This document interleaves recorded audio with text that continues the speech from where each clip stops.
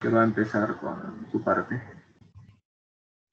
Ya, listo. Podemos empezar entonces, jóvenes. Adelante.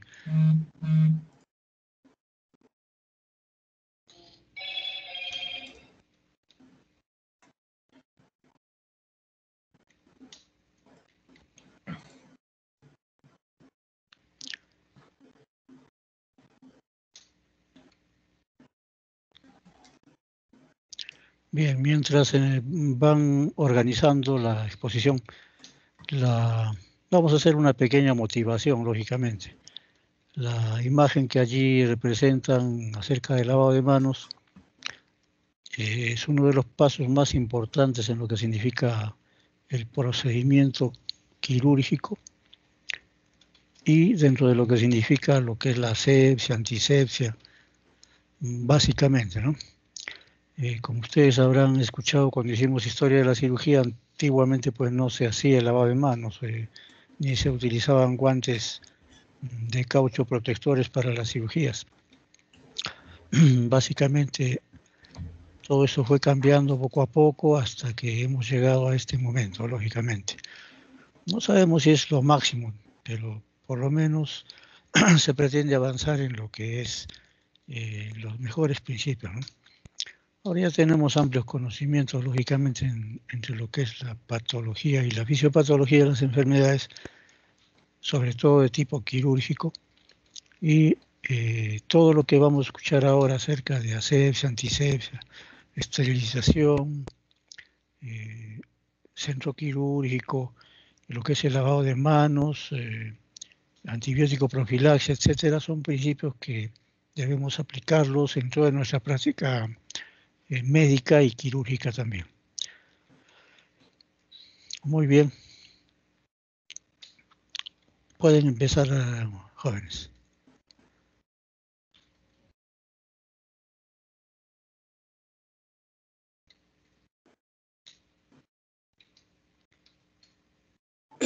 Buenas noches, doctor. Buenas noches, compañeros.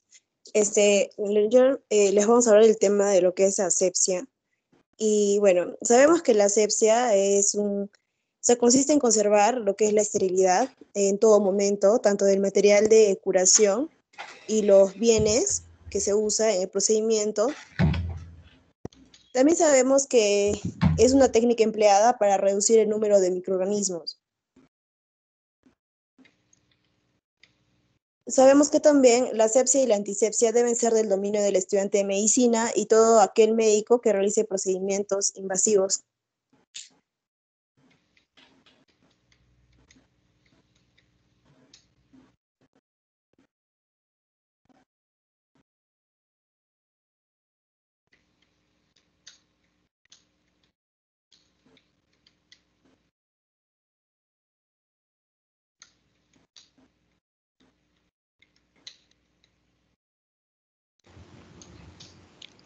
Continuando, tenemos lo que es la antisepsia. La antisepsia es la acción de destruir o inhibir microorganismos.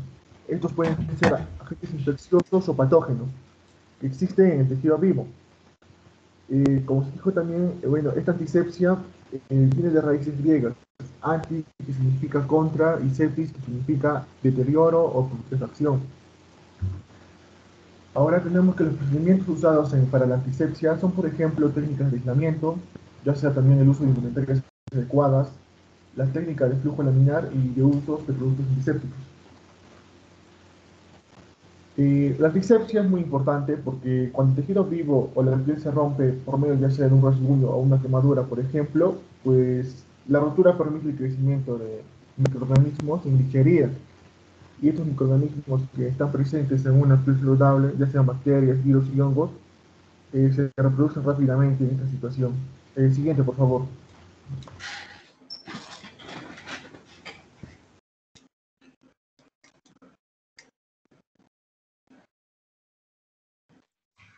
Bueno, ahora hablamos acerca de la química de los antisépticos. Estos, según su función, según su parte química, se les puede dividir en, en 5, pero también se puede contar a los iones metálicos, pero ya se ha dejado de considerarlos como antisépticos por su propia materia.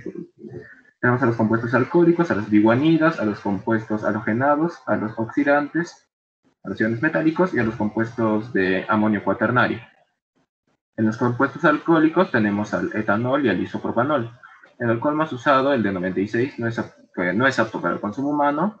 Es la concentración de alcohol metílico que manifestado en la escala de grados proof, equivalente a cada unidad de porcentaje de alcohol en el volumen total. Es 96 grados.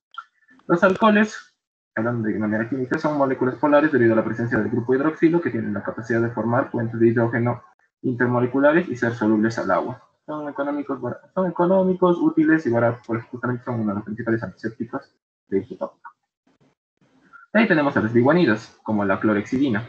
Su fórmula química, que es el 1,6-di-4-clorofenil biguanido hexano. Una base fuerte, sus distintas sales son más solubles en alcohol que en agua, incoloro, inoloro y con un gusto amargo, además de ser el antiséptico más efectivo del grupo de las biguanidas, que como se ve se utiliza para el tratamiento de la gingivitis. De ahí tenemos los compuestos halogenados, que son compuestos no metálicos que forman sales aloideas, pertenecen al grupo 7 de la tabla periódica y tienen una fuerte electronegatividad. Antiguamente el yodo era muy recomendado, como se ve en la fotito, es yodo elemental. Y fue uno de los primeros antisépticos, pero ha perdido ese estatus por los inconvenientes, la irritabilidad que da frente a compuestos que utilizan el yodo como compuesto, como el alcohol yodado o los yodóforos, como la yodopovidona. El alcohol yodado, que siempre se encuentra en las farmacias, es una solución que tiene al yodo elemental como su componente activo, como yoduro de potasio o yoduro de sodio, disuelto en al menos 10 veces su volumen en alcohol etílico. Su función del yoduro de potasio de sodio es incrementar la solubilidad del yodo elemental mediante la formación del anión diyoduro, que es más soluble en solución. Ahí tenemos a la yodopovidona. El ser yodóforo, la yodopovidona es un yodóforo. Esto se entiende como la combinación del yodo con otros agentes tensioactivos para prolongar la liberación lenta del yodo orgánico, evitando la irritación en el paciente. La yodopovidona es el más conocido, teniendo una concentración de 9 a 12% de yodo disponible mezclado con su agente tensoactivo, que es la polivinilpirrolidona. Se presenta como un polvo pardo amarillento o pardo rojizo con un olor suave característico. Soluble en etanol, agua, pero no con acetona, metano, cloroformo, éter y otros compuestos orgánicos. Bastante utilizado también. Y se encuentra más. En los oxidantes tenemos a la oxigenada, que es el peróxido de hidrógeno. Bueno, peróxido de hidrógeno insoluble en una solución, que es justamente un líquido incoloro bastante inestable, como cualquiera que usa la oxigenada ha visto. Es comercializado como una solución acuosa entre concentraciones de 3% a 90%. Es soluble en agua y éter e insoluble en éter de petróleo. Ahí tenemos uno menos conocido, el permanganato potásico, su nombre químico. Es un polvo ortorrómbico de color púrpura o negro con un brillo metálico, como se ve en la imagen, casi opaco a la luz, soluble en agua, 1 gramo se disuelve en 15 mililitros de agua, y en agua hirviendo se disuelve en menos concentración de agua. 1 gramo se disuelve en 3.5 mililitros de agua hirviendo. Ahí tenemos a los compuestos de amonio cuaternario. Son principios activos, los compuestos de amonio cuaternario, justamente el amonio cuaternario es un principio activo que contiene como estructura básica el ion amonio NH4, donde cada uno de los hidrógenos está sustituido por radicales de tipo atril y aril. El alcohol potencia su uso, por lo que son más eficaces en tinturas, como el metiolate, que en soluciones acuosas. Aquí tenemos el cloruro de benzalcoíno, que es justamente el metiolate, el cloruro de miristalconio y el dodesil trimetil amonio.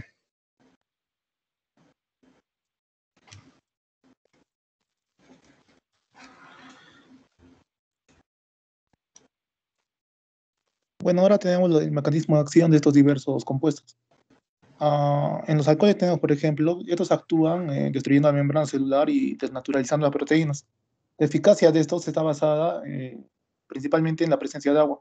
Esto se debe a que estos compuestos penetran mejor en estados acuosos en las células y en las bacterias, y así permite el daño a la membrana y una rápida desnaturalización de las proteínas. Esto, de forma consiguiente, actúa interfiriendo con el metabolismo y la lisis celular. Otra de sus características es de que tiene una acción rápida Incluso esto puede ser a partir de los 15 segundos. En contraparte, no tiene un efecto persistente. Los efectos biológicos de este daño microbiano que producen pueden permanecer por varias horas. Siguiente, por favor.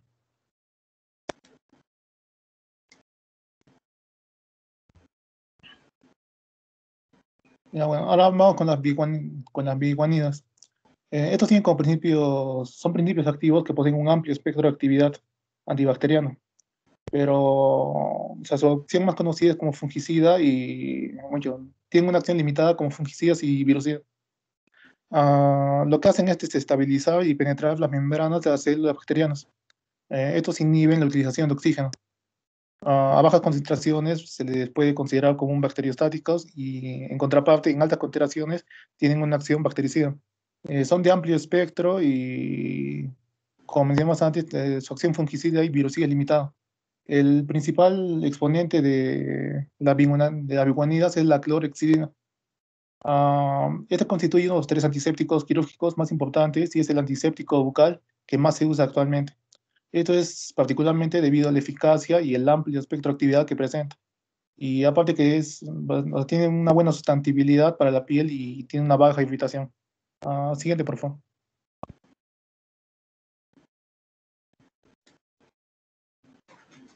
Bueno, ahora tenemos los compuestos halogenados. Estos se dividen en compuestos de cloro y compuestos yodados. En los compuestos de cloro, estos actúan inhibiendo las reacciones enzimáticas y la desnaturalización de las proteínas. Son potentes, tienen una potente acción germicida y tienen un amplio espectro de actividad. La presencia de materia orgánica disminuye la actividad de estos y son de acción bactericida rápida. En los compuestos yodados tenemos, o sea, que son agentes oxidantes, precipitan las proteínas bacterianas y ácidos nucleicos.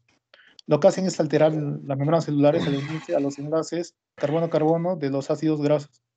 Estos actúan interfiriendo en la cadena respiratoria por bloqueo del transporte de electrones y también poseen un amplio espectro.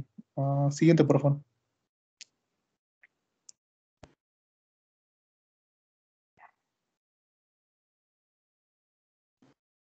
Bueno, ahora tenemos a los agentes oxidantes. Lo que hacen estos es inactivar las proteínas enzimáticas. Su efecto suele ser bastante breve. El espectro de actividad es principalmente sobre bacterias vegetativas, virus, micobacterias y algunas esporas. En sus representantes tenemos al peróxido de hidrógeno. Este tiene efectos oxidantes debido a que produce radicales libres y radicales oxidrilo. Se degrada rápidamente en oxígeno y agua. Esto determina su efecto fugaz. Aparte de que tiene una acción bactericida bastante rápida. El permanganato potásico, por otro lado, libera oxígeno de los detritus, actúa sobre la proteína microbial. Al 1%, este se puede utilizar como un antiséptico uretral y es inactivo en presencia de materia orgánica. Siguiente, por favor.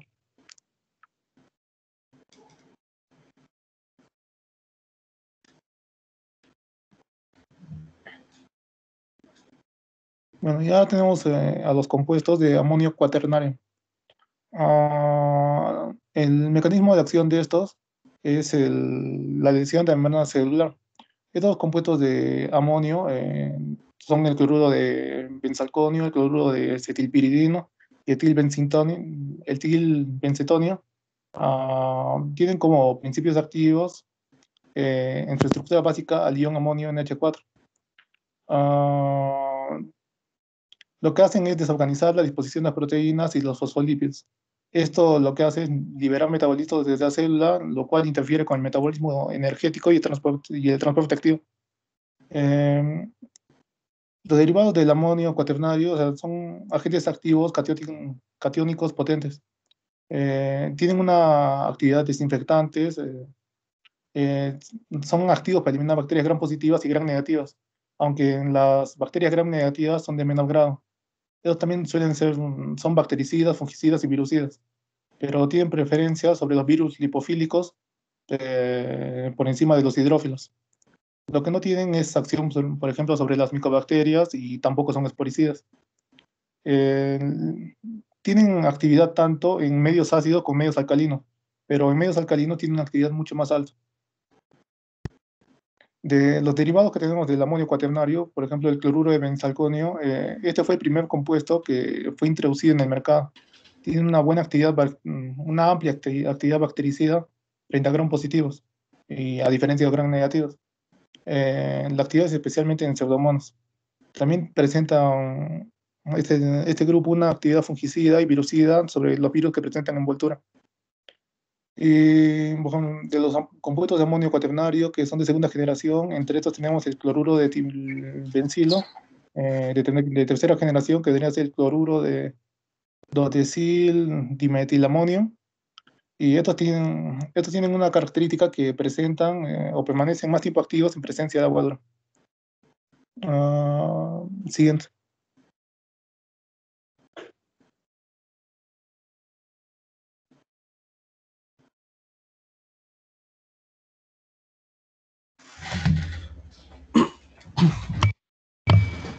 Mm, Hablando de lo que es los efectos de la clorhexidina, es un agente preferido en antisepsia cutánea de procedimientos quirúrgicos y percutáneos. ¿Qué pasa con la clorhexidina? Es su capacidad, que es irritante o sensibilizante de la piel, que bueno, normalmente es muy baja. La parte oral también es baja porque se absorbe pobremente en el tracto alimentario. Cristina es tóxica. ¿En qué situaciones? Por ejemplo, no debe usarse durante la cirugía en el oído medio porque puede causar sordera neurosensorial. También en la neurocirugía porque hay toxicidad que es neural y también produce daño en la córnea cuando se están en los ojos. Siguiente positiva.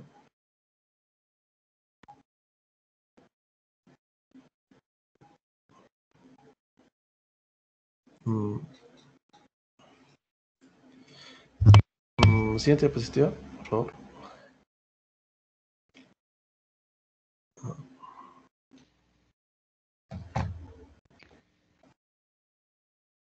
Luis Enrique. Bueno, continuando con lo que es la iodopolividona,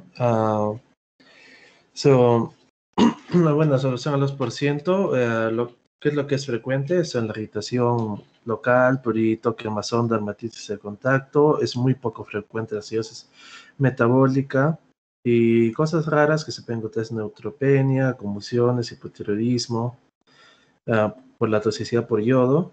Y bueno, es tóxica justamente puede ser por la toxicidad de yodo, también hipersensibilidad a yodo polividona o al yodo, insuficiencia hepática en hepatotóxico, insuficiencia renal por riesgo de acidosis metabólicas y nefrotoxicidad, y se debe evitar su uso regular o prolongado en heridas grandes y abiertas y en enfermedad tiroidea y terapia con litio.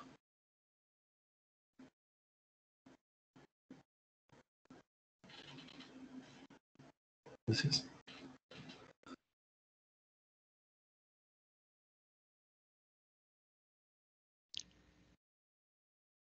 Muy bien, jóvenes, ¿alguna pregunta?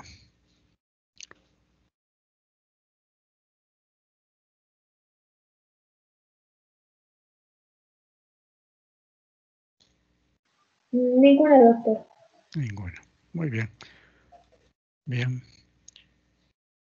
Podemos continuar entonces, por favor.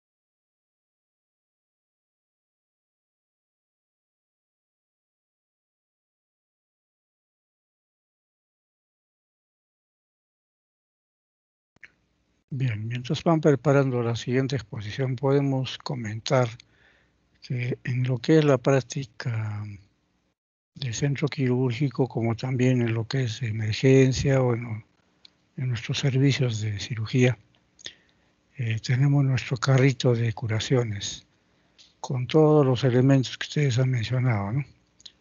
El agua oxigenada, la povidona yodada, en solución y también en espuma.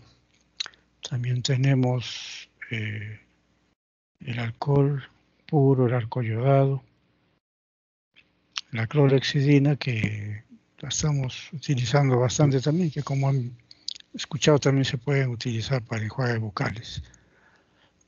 Básicamente, si hablamos de centros de atención primario y demás, lo que más se utiliza evidentemente puede ser alcohol yodado, ¿no? Y secuencialmente las otras soluciones. Cada una tiene su aplicación. Sin embargo, para las curaciones que normalmente se hacen, nosotros tenemos la intención siempre de hacer o utilizar también sea el agua con sal simplemente hervida, o bien si es en un frasco de cloruro de sodio al 9 por 1000, un litro, y le hacemos pues su aplicación indudablemente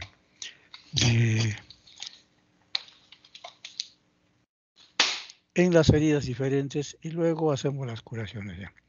Ahora, en las curaciones las hacemos pues en forma abierta y en forma cerrada, dependiendo del tipo de herida que tenga el paciente, lógicamente. Y el tiempo de curaciones también en algunos casos los hacemos en forma diaria. En casos de heridas muy contaminadas y complejas, a veces curamos 2 o hasta 3 veces por día. Una de las heridas más graves de lo que significa los procesos inflamatorios en partes blandas es la gangrena de Fournier, que siempre se instala generalmente en la zona perianal, perirectal, muchas veces cercana también a la zona de los testículos, bolsas escrotales, y sin comprometer a los testículos. Y en muchas ocasiones que hemos tenido pacientes con procesos inflamatorios tan delicados como estos, incluso tenemos que hacerles colostomía, ¿no?, para mantener limpia la zona, porque la salida frecuente de heces contamina toda la zona lesionada y se hace difícil la curación. Pero vale decir que no hay una fotografía que diga tal cosa hay que hacer. Básicamente cada paciente es diferente.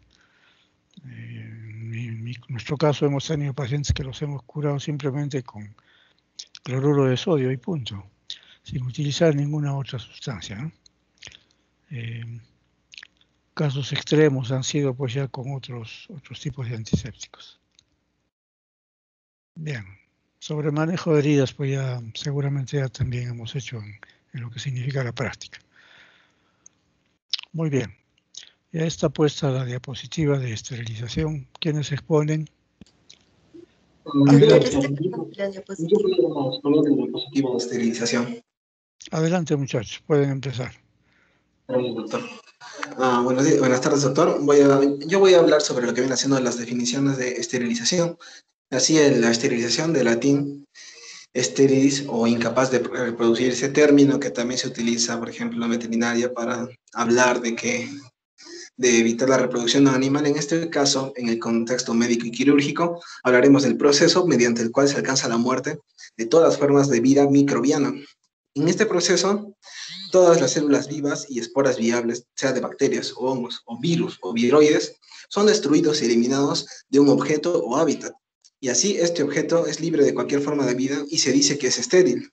Pero claro, este concepto de esterilidad es absoluto, o sea, refiere que no debe tener ninguna forma de vida en él. Siguiente, por favor.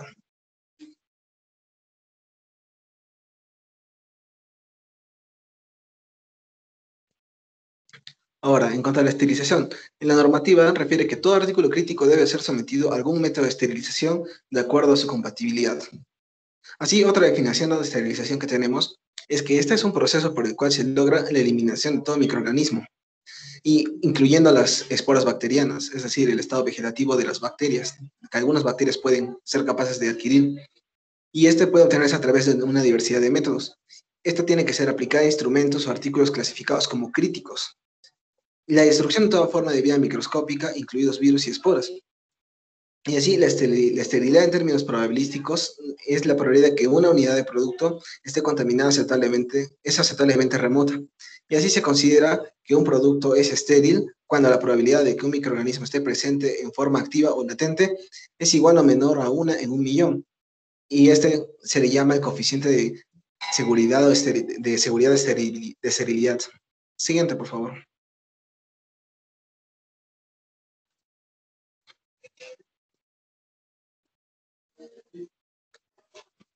Ahora, hablemos de la central de esterilización. Y así la normativa señala que toda central de esterilización debe contar con los documentos técnico-administrativos aprobados que describen la organización, funciones y procedimientos que se realicen en ella. Así, la central de esterilización tiene como una función principal proporcionar a todos los servicios del hospital el material esterilizado en óptimas condiciones para ser empleado. Y el funcionamiento de este servicio debe ser centralizado.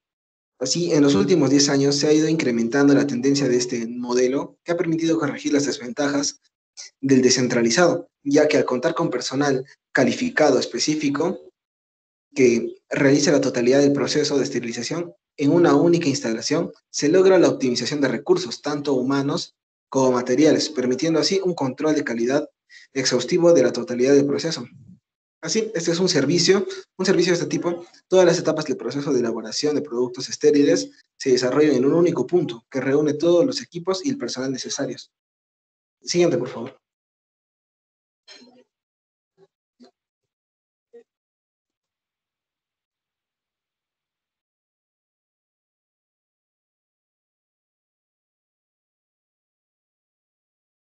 Y ahora hay que hablar de la importancia de la esterilización, puesto que este proceso es el principal. Este proceso no es solo característico de la industria de la carrera médica, de la instrumentación quirúrgica, también se utiliza en otros empleos. Pero claro, si bien es conocido es principalmente por la esterilización de elementos de trabajo en laboratorios de investigación, así tenemos que se utiliza en la empresa alimentaria para aumentar la vida de los alimentos, principalmente los enlatados, en la conservación de bienes, dígase libros, muebles, obras de arte, y la eliminación de patógenos de agentes quirúrgicos reutilizables. También en la esterilización de productos sanitarios o medicamentos para su uso quirúrgico laboratorial, puesto que estos productos también pueden tener la posibilidad de promover el desarrollo de agentes patógenos. Y también en el tratamiento de residuos peligrosos hospitalarios. Así tenemos como principales medios de esterilización, el autoclave, empleado principalmente en clínica y laboratorios, y el filtro de celulosa, cuyos poros son incluso incapaces de dejar pasar a virus o viroides en las sustancias que quisiéramos esterilizar. Generalmente se emplea en la industria farmacológica para así evitar que los fármacos estén contaminados con algún agente patógeno. Muchas gracias.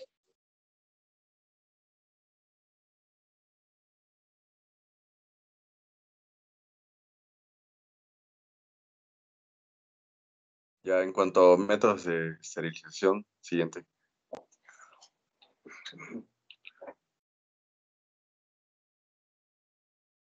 Siguiente.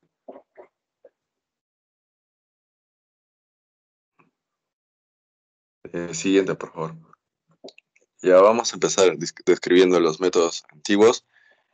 Pues en los tiempos antiguos se creía que demonios y espíritus malignos eran causantes de las pestes y las infecciones, y se empleaba muchísimo la brujería y la magia.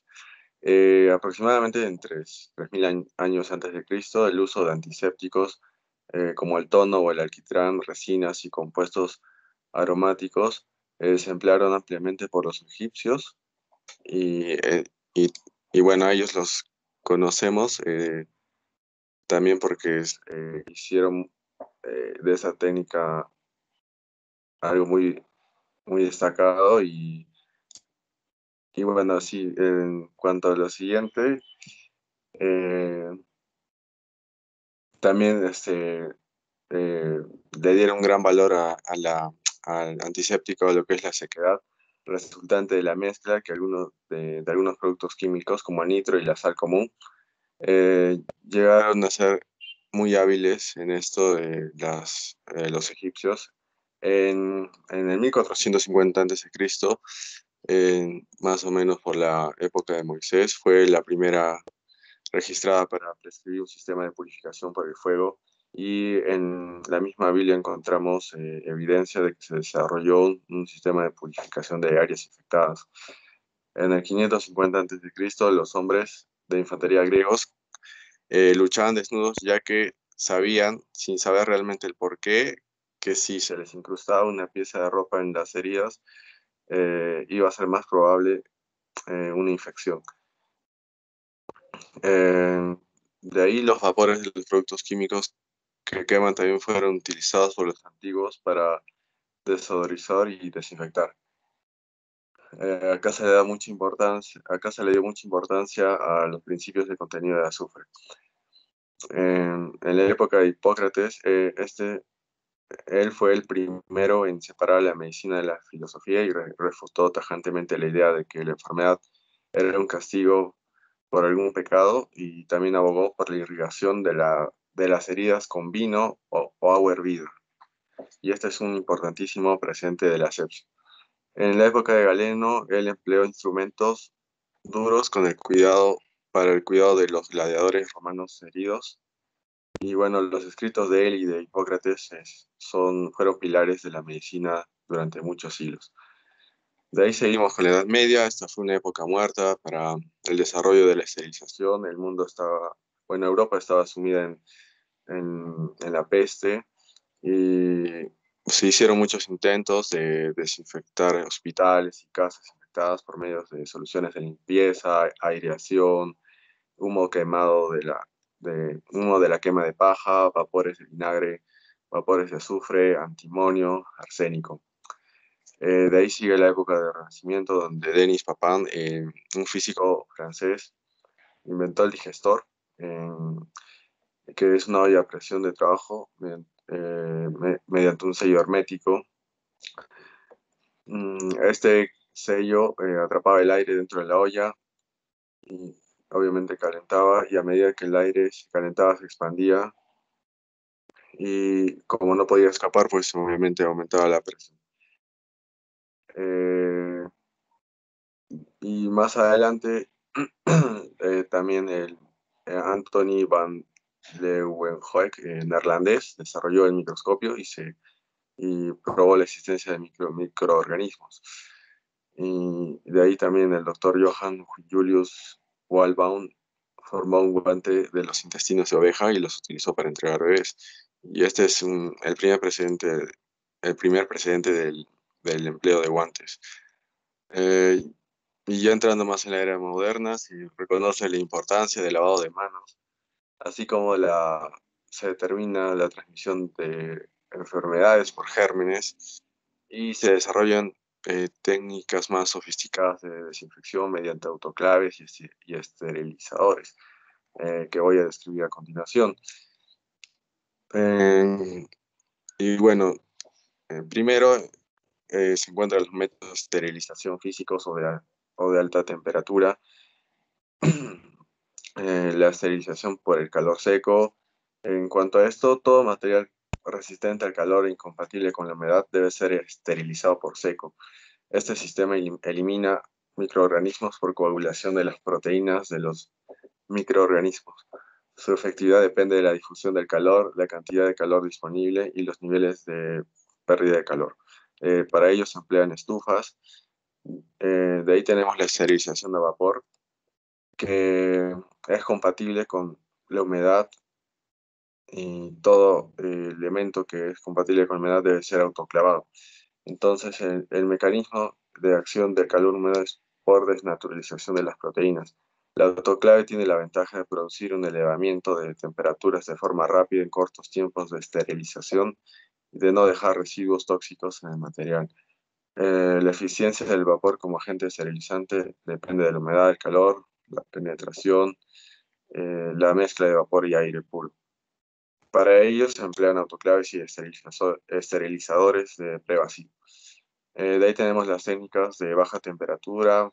Encontramos el uso de químicos líquidos, como puede ser el glutaraldehído, el cual se emplea a una concentración de 2%. Tiene un amplio espectro de actividad microbiana. El peróxido de hidrógeno, que es un potente esporocida, pero es muy corrosivo para algunos instrumentos. El formaldehído, dirigido a pacientes, a material que se utilizan para hemodiálisis, pero bueno, es cuestionado por su alta toxicidad. De ahí tenemos químicos gaseosos, que se tienen que emplear en cámaras con ciclos automatizados que brinden seguridad al usuario.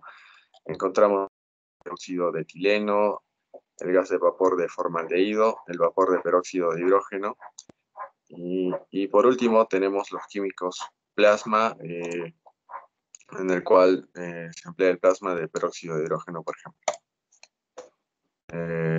Siguiente compañero, por favor. Bueno, vamos a continuar con lo que sería asepsia, antisepsia y esterilización. Siguiente, por favor. Vamos a empezar con lo que es desinfección de alto nivel.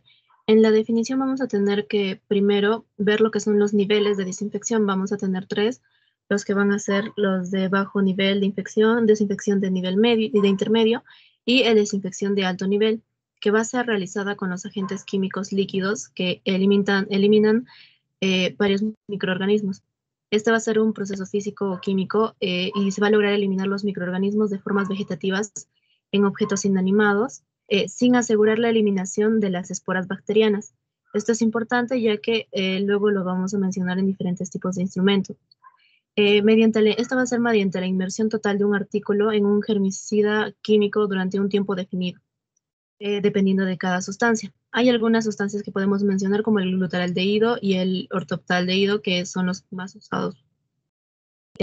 Tenemos lo que es la clasificación de Spaulding, que va a ser para el tipo de instrumental. Tenemos que los críticos, que se va a utilizar la esterilización, que es, como antes mencionaron, para instrumental quirúrgico, catéteres vasculares y demás. Y después tenemos los que son los semicríticos, donde vamos a utilizar la desinfección de alto nivel. Aquí tenemos lo que son los circuitos de las máquinas de anestesia y endoscopios. Y bueno, en el tercero tenemos el no crítico, donde vamos a utilizar la desinfección de bajo nivel, como va a ser la ropa de cama, los esfingomanómetros y las incubadoras o vajilla. Siguiente, por favor. Vamos a tener consideraciones, bueno, en la utilización de la desinfección. Tenemos el tipo de equipo, que va a ser una supervisión continua, ya que van a ver diferentes tipos, ya va a ser manual o también la automática, y los agentes químicos. Dependiendo de vamos a tener tipos de desinfectantes, los cuales vamos a tener que clasificar o delimitar por su tipo de instrumental, por la clasificación de Spaulding, el desafío microbiológico entre diseños y otros problemas, y la posibilidad del daño al instrumental según la sustancia que se va a utilizar. Y adicionalmente tomar en cuenta lo que son los riesgos ocupacionales de cada sustancia. Siguiente, por favor. Bueno, aquí mencionamos los métodos en general que van a ser térmica y los químicos. Para esta desinfección de alto nivel vamos a utilizar lo que son los químicos. Siguiente, por favor.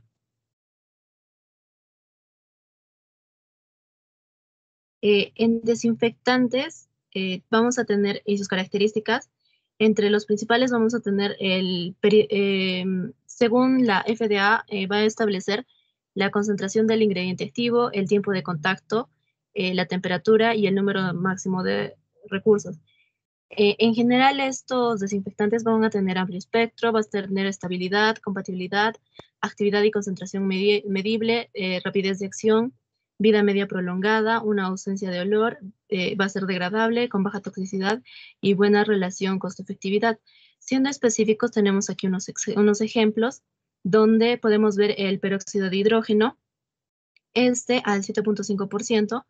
En la desinfección de alto nivel va a estar entre los 30 a 20 grados centígrados y puede usarse en equipos o en la forma manual. Puede causar decoloración de instrumentos y bueno, se está recomendado para desinfectar lentes de contacto y respiradores. También tenemos lo que es el ácido paracético más el peróxido de hidrógeno, que son soluciones estabilizadas del peróxido y vamos a tener que tienen un fuerte olor, pueden incluir buffer, anticorrosivos y surfactantes. En riesgo ocupacional podemos ver que van a tener los vapores pueden ser irritantes para la nariz, garganta y pulmones, y el contacto con el líquido puede causar quemaduras de piel o daño ocular. Entre los más utilizados, como mencioné, tenemos al glutaraldehído al 2%, y va a tener una amplia compatibilidad, una duración de 14 días sin surfactantes y de 28 a 30 días con surfactantes. Vamos a tener que al siguiente tenemos al más común, que va a ser el ortaldehído, que va a tener una excelente actividad microbicida, una gran estabilidad en rangos de pH de 3 a 9 y no requiere activación estable por 14 días. No fija sangre o proteínas y va a tener una buena compatibilidad con los equipos. Y no va a producir irritación nasal o ocular. Siguiente, por favor.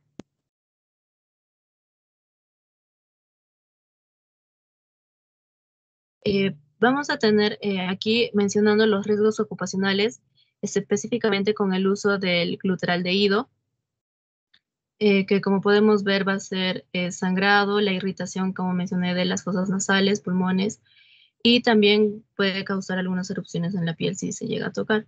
Siguiente, por favor.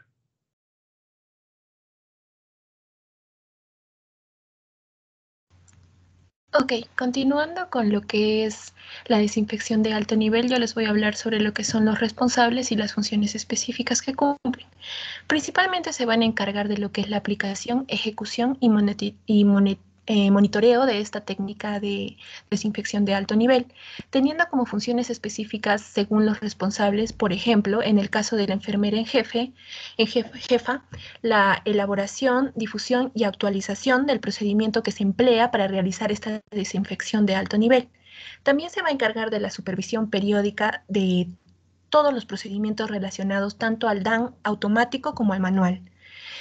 También se encargan de realizar la capacitación al personal de esterilización que esté a cargo de este DAN, así como de supervisar la técnica que empleen y de la elección del detergente enzimático a usarse en este procedimiento.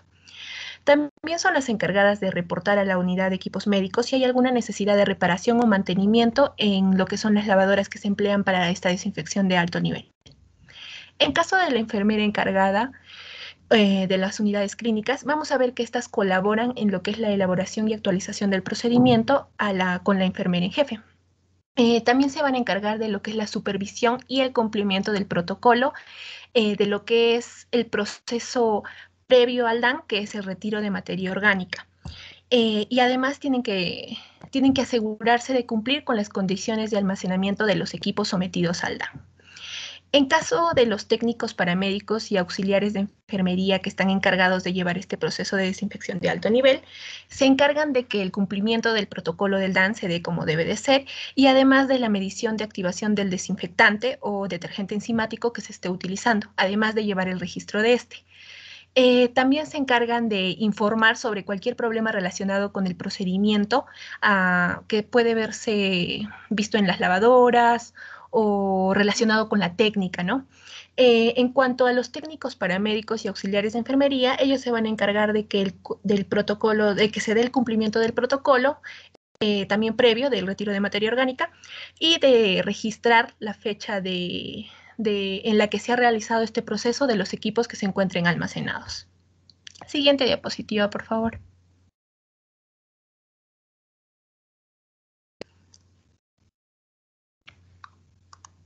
Ok, en cuanto a lo que es el proceso de desinfección, vamos a tener dos tipos. Se puede dar el procedimiento manual o el procedimiento automático.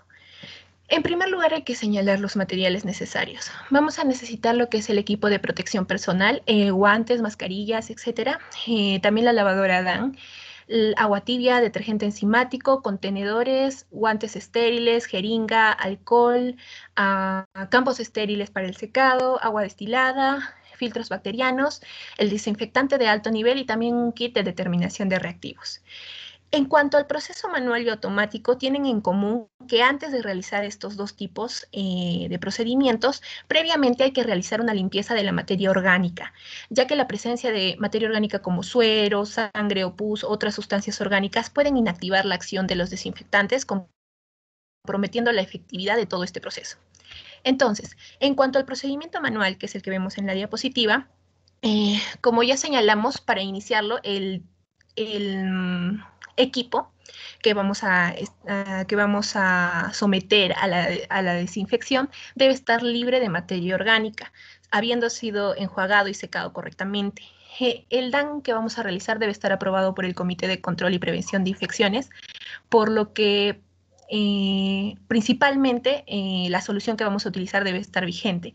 Esto se mide llevando a cabo, lo que vemos aquí, los controles de desinfectantes de alto nivel que se dan mediante el uso de tiras reactivas o medidores electrónicos que nos van a corroborar cuál es la concentración mínima efectiva necesaria de la sustancia para poder eliminar, por ejemplo, el Mycobacterium tuberculosis. Este control se debe realizar diariamente o también de acuerdo al uso que le demos al desinfectante. Y también se debe llevar un adecuado registro de control de esta concentración mínima efectiva, tanto de la fecha como del resultado que nos dio. Cabe señalar que las soluciones que vamos a utilizar en este proceso deben manipularse con la protección adecuada, como vemos en la imagen. El tiempo de inmersión y la temperatura de esta desinfección de alto nivel debe ser acorde a la recomendación del fabricante. De acuerdo a, bueno, continuamos, entonces las diapositivas ya se ven. Según la aprobación de cada producto regulado se debe dar esta inmersión y esta temperatura, el tiempo de inmersión y la temperatura. El equipo, un anterior por favor. Ahí, perfecto. El equipo se debe sumergir completamente, como vemos en la segunda imagen, y los materiales a desinfectar deben quedar cubiertos, como pueden ver. El desinfectante debe cubrir toda la superficie, sobre todo si el equipo que estamos desinfectando tiene lúmenes. Para ello tenemos que contar con un contenedor del tamaño correcto y el volumen de desinfectante adecuado para que pueda darse esta inmersión completa. Estos contenedores deben mantenerse tapados para evitar la evaporación y también que el ambiente se llene de los vapores tóxicos, dependiendo también del detergente que estemos utilizando, del desinfectante que estemos utilizando. Y una vez finalizado el tiempo de inmersión necesario, se debe quitar el material con una técnica séptica y enjuagar con agua estéril. Siguiente diapositiva, por favor. Ahora vamos a ver lo que es el procedimiento automático. Como ya señalamos antes, el paso en común que tenían, ¿no? Se realiza el retiro de la materia orgánica, posteriormente se debe abrir la tapa de la lavadora, que es la que vemos en la primera imagen, e introducir el equipo, de una manera cuidadosa, evitando golpear el equipo. Pueden introducirse un máximo de 3 equipos para evitar daños. Realizamos las conexiones respectivas, dependiendo del modelo que sea, y se cierra la tapa. Se debe seleccionar el proceso de lavado y desinfección y, bueno, apretarse el botón de inicio, ¿no?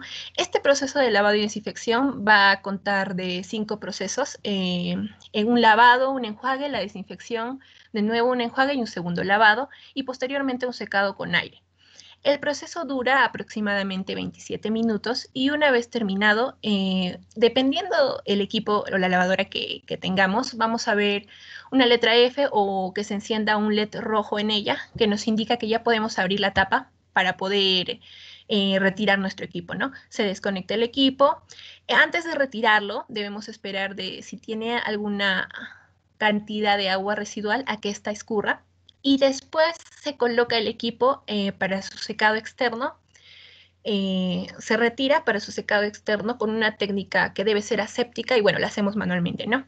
Después de esto, la lavadora ya queda operativa para un próximo proceso. En cuanto a lo que es el procedimiento de secado, siguiente diapositiva, por favor. En este procedimiento, el personal debe limpiar con lo que es alcohol al 70% el mesón en donde vamos a armar lo que es el campo estéril. Debemos tener en cuenta que este campo debemos dejarlo secar antes de iniciar con el procedimiento de secado. Abrimos el campo estéril y en este ponemos el equipo endoscópico que ya está desinfectado. Se seca con compresas estériles externamente y una vez realizado esto, con una jeringa con alcohol al 70% podemos bombardear los canales del endoscopio si es que los posee. Una vez finalizado este proceso, se toma el endoscopio y se envuelve en un paño clínico estéril, pero esto en caso de que lo volvamos a utilizar para ser trasladado a donde se requiera, ¿no? Donde se le vaya a dar la utilización. Pero en caso de ser la última desinfección del día, estos endoscopios se introducen en una funda estéril y ahí se almacenan en su respectivo contenedor o vitrina hasta su próximo uso. En cuanto a las prevenciones de infección en los equipos que hayan sido sometidos a desinfección de alto nivel, tenemos que tener en cuenta un punto muy importante, que es el tiempo máximo de duración de esta desinfección. En los endoscopios sin usar, este va a ser de aproximadamente 24 horas y después de este periodo se debe reprocesar el equipo. En el caso de los rectoscopios y los colonoscopios, estos se deben desinfectar en forma manual con un contenedor con el agente desinfectante distinto al que se utiliza en el resto de endoscopios, separado y claramente rotulado para evitar confusiones. Y en caso de que hayamos realizado una endoscopia a pacientes portadores de algún microorganismo, hepatitis, VIH, etc., el equipo se somete al proceso habitual, pero se tiene que tener mayor cuidado con cumplir a cabalidad cada una de las etapas del proceso, para así poder garantizar y minimizar un riesgo de infecciones intrahospitalarias hacia los pacientes. Siguiente diapositiva, por favor. Por último, yo les voy a hablar de lo que son los problemas frecuentes en esta desinfección de alto nivel, unos factores que afectan en la efectividad de este. Que no se dan en todos los lugares, pero podemos verlos. En primer lugar, puede haber el problema de que la desinfección de alto nivel se realice, pero no se gestione adecuadamente en todos los servicios de la organización. Este se da cuando no hay una lista de todas las áreas que realizan esta desinfección en un hospital. Para solucionar esto, debemos identificar todos los servicios que realicen este proceso, unificar sus protocolos y así poder supervisarlos. Este problema nos puede llevar al segundo problema frecuente que tenemos. No hay una estandarización en toda la organización, ya que no se han desarrollado políticas y ni hay procedimientos estandarizados de la descontaminación, el transporte, el envasado y este DAN. Por ello se debe desarrollar lo que es un registro de procesamiento de control de calidad que esté estandarizado y que nos pueda dar los datos necesarios. En caso del tercer problema es que no separemos lo que es los equipos limpios de los sucios. Esto se puede solucionar mediante el uso de señalización para designar áreas y mantener la separación y también tener cuidado y que estas áreas estén lo más alejadas posible para garantizar que no haya salpicaduras del área sucia al área limpia. Otro problema que encontramos es que las organizaciones no siguen las instrucciones del fabricante para lo que es la descontaminación y proceso adecuado de los instrumentos y equipos, tanto como los tiempos de remojo, las temperaturas de la solución o los desinfectantes que utilicemos se deben cumplir sin variación, siguiendo las indicaciones y especificaciones del fabricante, para que se pueda producir el resultado deseado y para que no haya un daño del equipo. El otro problema que tenemos es la documentación de los procesos de control de calidad cuando este es inadecuado. Y esto se da porque no se sigue la recomendación del fabricante, no se realizan las pruebas de control de calidad que deben y tampoco se documenta el registro. Comenzando por lo que vimos, ¿no? La verificación de las tiras que miden la concentración mínima efectiva. Se debe verificar que estas coincidan con el producto en uso y que también coincidan que tengamos un registro efectivo de las fechas en las que hemos realizado esta medición. Otro problema que tenemos es que las organizaciones no mantienen los registros de procedimiento requerido. Estos deben incluir la identificación del paciente, el médico y el procedimiento. También se podría mantener un registro del desinfectante, su vigencia, de la concentración mínima efectiva, así como si ha habido un mantenimiento previo o una reparación del endoscopio, o también de lo que vimos antes, ¿no? Que pasado las 24 horas se debe llevar un registro de los equipos que requieren este reprocesamiento. El séptimo sería el que el equipo procesado está almacenado incorrectamente. El equipo que sea procesado utilizando la desinfección de alto nivel debe ser almacenado de modo que el artículo esté en condiciones óptimas para su posterior uso, con una funda limpia en el caso de los endoscopios y completamente secos. Otro problema que se ve es que las organizaciones no realizan las evaluaciones de competencia por parte de una persona calificada. Entonces, esto se soluciona entrenando y capacitando a un equipo para que evalúen las competencias para realizar esta desinfección de alto nivel, lo que nos lleva al siguiente error, que son los supervisores que no están calificados. Que bueno, cuando sí hay supervisores, sí hay un equipo que supervisa la realización del DAN, pero ellos mismos no dan un adecuado control de calidad y no están lo suficientemente capacitados para darlo. Y bueno, el último que se ve es la falta de un mecanismo de supervisión para garantizar que haya un cumplimiento, pero constante. Para evitar esto se podría establecer una persona, comité o un equipo en cada organización que sea responsable de la supervisión y el monitoreo, para garantizar que se tomen las medidas correctivas cuando sea necesario, es decir, cuando el procedimiento no se esté llevando bien. Siguiente diapositiva, por favor.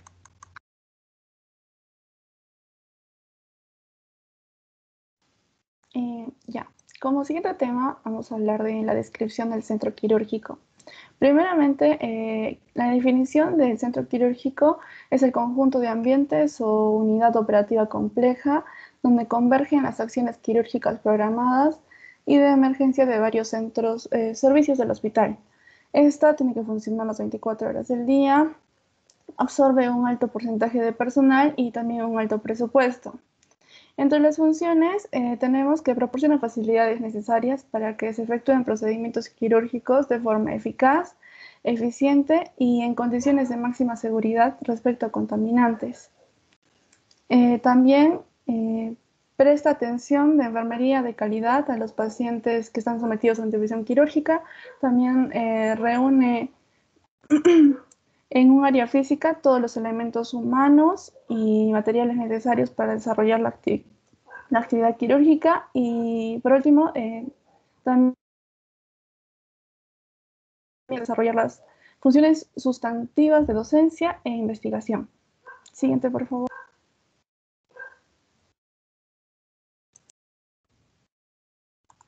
En lo que es respecto a la localización, es importante considerar que por las funciones que se llevan a cabo en el centro quirúrgico, este debe ser fácilmente accesible y seguro, evitando factores de riesgo, por lo que preferentemente debería estar ubicado en la segunda planta del establecimiento de salud u hospital. La unidad del centro quirúrgico, entre sus relaciones primarias, debe estar ubicada anexa a la unidad del paciente crítico, cuidados intensivos, cuidados intermedios, estrechamente vinculada con la unidad de emergencia, considerando que algunos pacientes que ingresan a esta unidad tienen que ser sometidos en forma inmediata a intervenciones quirúrgicas. En los hospitales en los cuales la unidad de emergencia cuenta con su respectiva sala de operaciones, no se considera necesaria su vinculación con esta unidad. Asimismo, estará estrechamente vinculada a la central de esterilización y con la unidad de hospitalización. Entre las relaciones secundarias, se consideran lo que es la unidad de anatomía patológica, relación necesaria para el traslado de las piezas anatómicas, y de no ser así, el vínculo será en forma mecánica mediante el sistema de correo neumático que permita agilizar el traslado de las piezas o tejidos que deban ser estudiados en el transcurso de las intervenciones quirúrgicas. La vinculación con las unidades de laboratorio, banco de sangre y farmacia requieren disponer de un sistema de comunicación y traslado rápido que permita resolver las demandas urgentes del centro quirúrgico. El número de quirófanos requeridos se establece fundamentalmente por el número de camas y otros. Entonces, un quirófano por 50 camas hospitalarias, por 25 a 30 camas quirúrgicas, un quirófano y un quirófano por 6 camillas de traslado. Los quirófanos siguen dos principios fundamentales para su diseño: establecer un filtro a los factores de contaminación que pudieran introducirse en el área quirúrgica a través de personas, materiales, objetos e incluso el aire, y separación de las áreas sépticas y asépticas dentro de la sala de operaciones, facilitando así la práctica de una buena técnica que evite la contaminación. Se divide en tres zonas principales de restricción progresiva para eliminar fuentes de contaminación, lo que son la zona negra, la zona gris y la zona blanca. Siguiente diapositiva, por favor.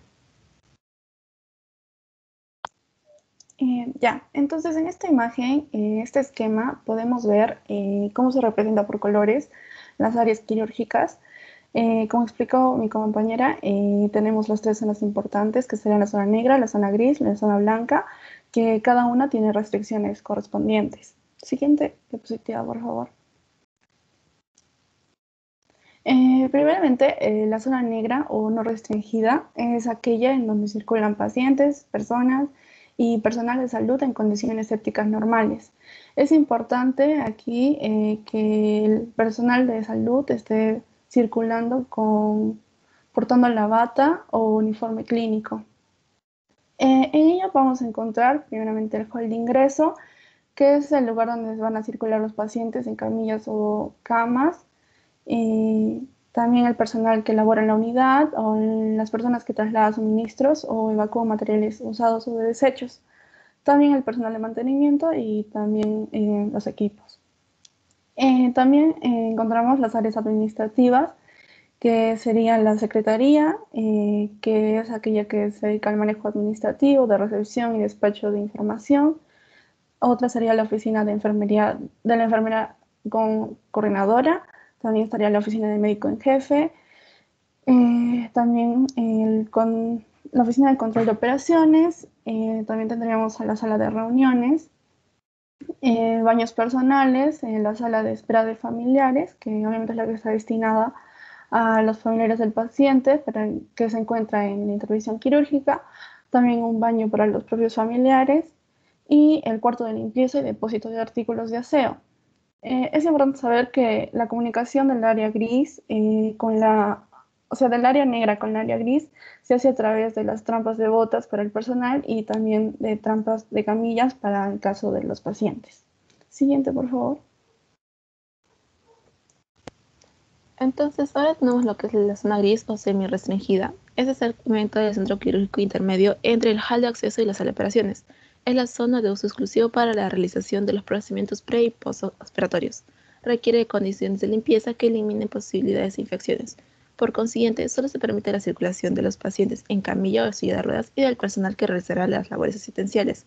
Por esta razón, se realiza el acceso de suministros y equipos necesarios por esta zona se realiza el acceso de suministros y equipos necesarios para las intervenciones quirúrgicas programadas, como también la salida del material usado en las operaciones y los desechos orgánicos que resulten de ella. Comprende lo que es la unidad de recuperación, que está comprendida a su vez por el área de recuperación postanestésica, que recibe a los pacientes que han sido sometidos a una intervención quirúrgica y que aún necesitan una vigilancia permanente hasta que el paciente recupere su estado de conciencia debido a la anestesia. Debe haber 2 camas de recuperación por cada sala de operaciones y el área mínima por cama será de 8 metros cuadrados. Oficina del anestesiólogo. Los médicos anestesiólogos realizan la programación y llevan el control administrativo de su actividad. Aquí podrán guardar material, medicamentos, equipos y el área es de 6 metros cuadrados. El módulo de control de monitoreo permite ver a través de una luna la vigilancia del servicio de recuperación. Central de enfermeras. Aquí las enfermeras preparan el equipo instrumental, medicamentos y elaboran las notas para los pacientes. Debe permitir una visión directa de los pacientes y se debe considerar un espacio por ubicar al coche de paro. Trabajo limpio, que es la preparación y almacenamiento de medicamentos e insumos. Trabajo sucio, lavado y depósito transitorio del instrumental y elementos utilizados en las intervenciones y procedimientos. Ropa limpia, el cual es para guardar la ropa limpia de la unidad.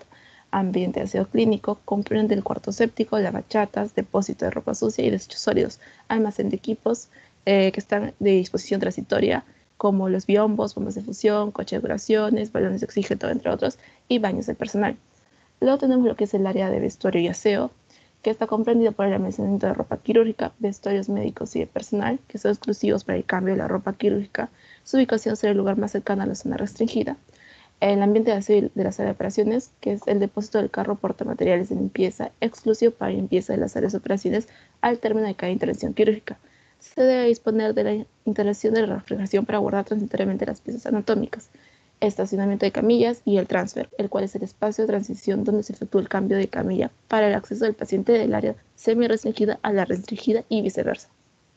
Y finalmente tenemos lo que es el área de estar, que es la sala de estar para los profesionales, es el ambiente destinado al descanso del personal profesional entre las intervenciones quirúrgicas. Se considera un baño anexo a esta sala. Siguiente diapositiva. Entonces, ya hemos hablado del área negra y del área gris, y el área blanca, en este caso, es el área restringida. Esta se denomina o se considera un área estéril. El ingreso a esta se debe hacer bajo estricto cuidado aséptico. Esta comprende el área prequirúrgica, que es en aquella en la que se basa la recepción del paciente, y el estacionamiento de camillas para el ingreso a la sala de operaciones.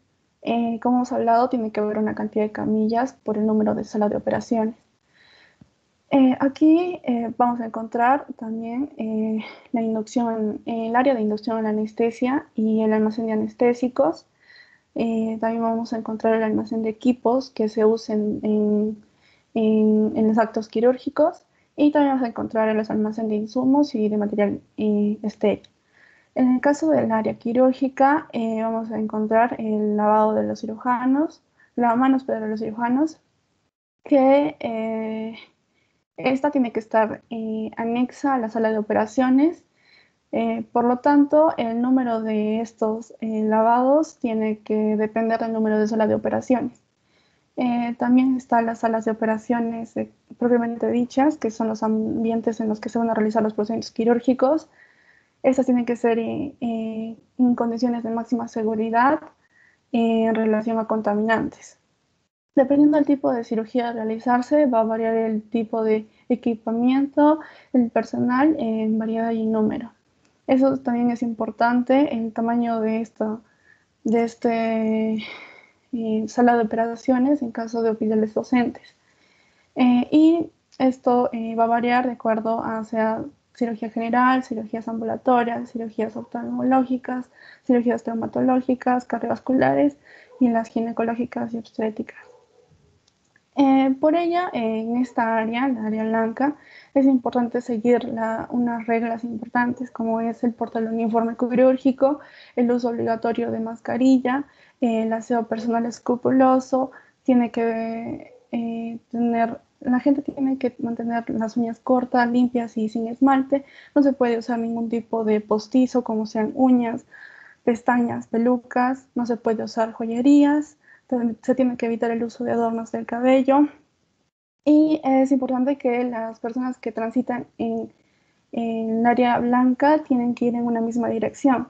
Se tienen que mantener durante todo el procedimiento quirúrgico las puertas cerradas de la sala de operaciones. Siguiente, por favor. Entonces tenemos lo que es en las operaciones, las puertas que tienen que estar corredizas o de vaivén y tienen que mantenerse cerradas. Las paredes y techos tienen que ser sin ventanas o ventanas selladas herméticamente y paradas lisas sin brillo. Los pisos antiestáticos y de fácil limpieza. La ventilación debe tener un intercambio de 20 a 30 veces por hora. El filtraje de aire tiene que tener una efectividad de purificación del aire del 90% y con una presión positiva. La humedad y la temperatura debe ser una humedad de 50 a 60% con una temperatura de 20 a 24.4 grados centígrados. Una iluminación uniforme proporcionada con la del campo operatorio, flexible, ajustable y controlable. Siguiente diapositiva, por favor. Ahora vamos a hablar sobre el lavado de manos quirúrgico. Es la remoción química de microorganismos que destruyen o matan la flora transitoria y remueve las residentes presentes en la piel. Este proceso va a durar como mínimo 5 minutos. En los objetivos tenemos que el lavado quirúrgico va encaminado a eliminar la flora transitoria mediante un procedimiento mecánico y químico con el uso de agentes antisépticos. Además, es importante disminuir en lo posible la concentración de la flora residente. Siguiente diapositiva, por favor. En indicaciones tenemos que esta es usada antes de cualquier intervención quirúrgica y también antes de realizar técnicas que requieren una extremada asepsia, como por ejemplo la colocación del catéter venoso central. Siguiente diapositiva, por favor. En cuanto a las precauciones, debemos verificar que las manos y antebrazos estén libres de anillos, pulseras o relojes. además de tener las uñas cortas al borde de las yemas de los dedos y sin esmalte. No se, debemos usar ropa quirúrgica como gorros, botas y mascarillas antes de iniciar el lavado, y no se debe usar debajo de la ropa quirúrgica una ropa de calle. Además, no se debe presentar infecciones respiratorias, enfermedades infectocontagiosas o heridas en las manos.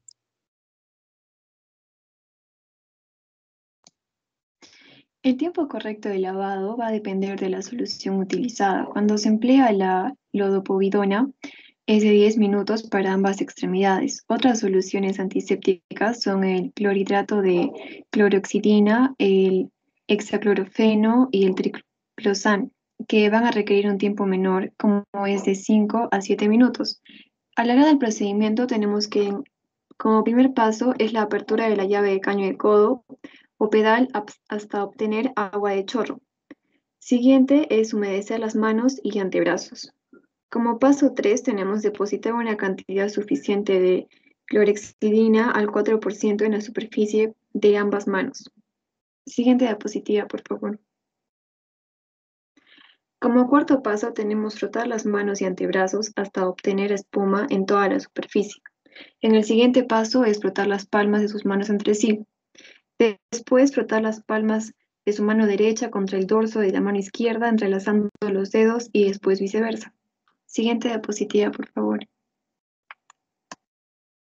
Como séptimo paso, vamos a tener que frotar las palmas de las manos entre sí con los dedos entrelazados.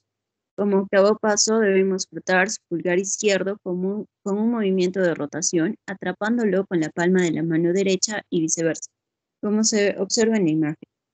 Como noveno paso, debemos frotar la punta de los dedos de su mano derecha contra la palma de su mano izquierda, haciendo un movimiento de rotación y viceversa. Como décimo paso, vamos a ver que se deben realizar movimientos rotatorios descendiendo la mano izquierda por el antebrazo derecho hasta el codo y viceversa. Onceavo paso, enjuagar las manos manteniéndolas levantadas sobre los codos. Como doceavo paso, debemos cerrar la espita de codo o de pedal de acuerdo al tipo de lavamanos. Y finalmente debemos mantener las manos en alto dirigiéndose hacia el SOP o la sala de operaciones y proceder a la apertura de la puerta de espalda para no contaminar las manos y los antebrazos.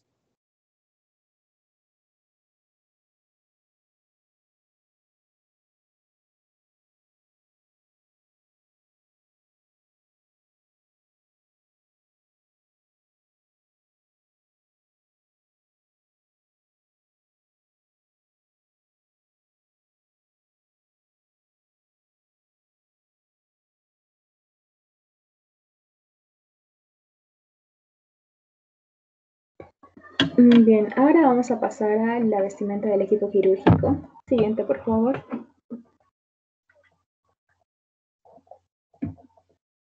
Bien, bueno, la vestimenta quirúrgica tiene como objetivos proporcionar barreras eficaces que van a evitar la diseminación de estos microorganismos hacia el paciente e incluso para el mismo tiempo son barreras que van a proteger al personal médico, ¿no? Estas barreras van a impedir la contaminación de la herida quirúrgica también y del campo estéril por el contacto directo con el cuerpo. Siguiente, por favor.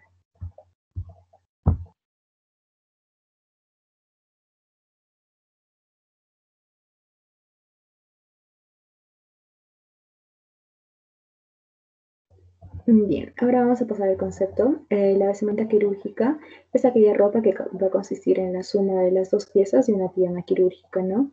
Tiende a consistir de una bata, un gorro, un barbijo y las botas.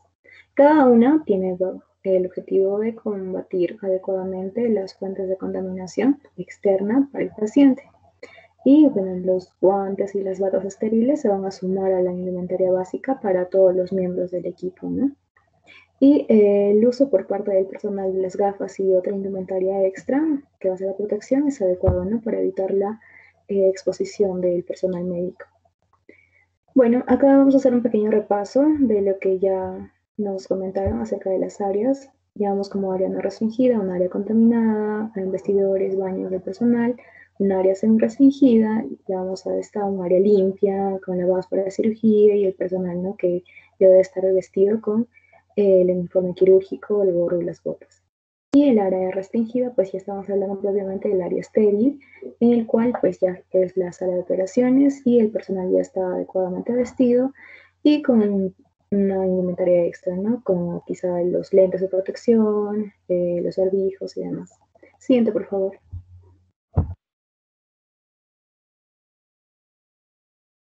Bien, bueno, para esto la vestimenta quirúrgica debe tener algunas características. Entre estas, pues debe ser un material que no produzca electricidad para evitar explosiones, ¿no? En el quirófano debe ser amplio para facilitar el movimiento del cirujano y del personal médico. Esta tela debe ser de calicot, popelina, de lino o de cabeza de indio, ¿no? Siendo este último material, pues, el preferido por la economía y la duración de este. Este también debe ser de fácil lavado, debe ser resistente al sol y sustancias químicas. De preferencia de un color azul o verde, pues ya que estos van a impedir el deslindamiento y el reflejo que van a producir las luces brillantes sobre la tela.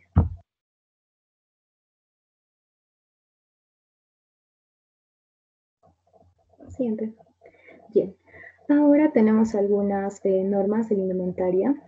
Entre estos están que los vestuarios que se van a localizar en una zona no restringida, que va a estar adyacente al área gris de la sala del quirófano, ¿no? Que se va a llevar a través de un pasillo exterior. Y bueno, las ropas de calle nunca deben utilizarse más allá de la zona no restringida. Dentro de las áreas semi-restringidas y restringidas solamente se debe llevar ropa permitida limpia o recién lavada. Y bueno, esta norma se va a aplicar a cualquiera que entre al quirófano, ya sea persona profesional o no profesional o quizá algún visitante. Es también obligatorio usar ropa limpia cada vez que se entre en el quirófano o en cualquier momento.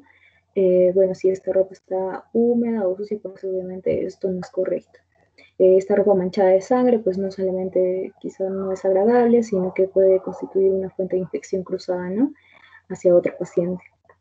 También debemos tratar de siempre disponer de un suministro adecuado de ropa limpia. La ropa se debe lavar a diario, exclusivamente en las instalaciones de lavandería del hospital, ¿no? No se deben llevar a casa para lavarla. Como número 3 tenemos que la indumentaria del quirófano no se debe sacar del mismo. Con ello se protege el ambiente del quirófano de microorganismos inherentes al medio externo y bueno, también a este último de la contaminación de microorganismos, ¿no? Que habitualmente está asociados con el quirófano. Y todo el personal debe vestirse de nuevo con su ropa de calle, ya sabemos en los vestuarios correspondientes.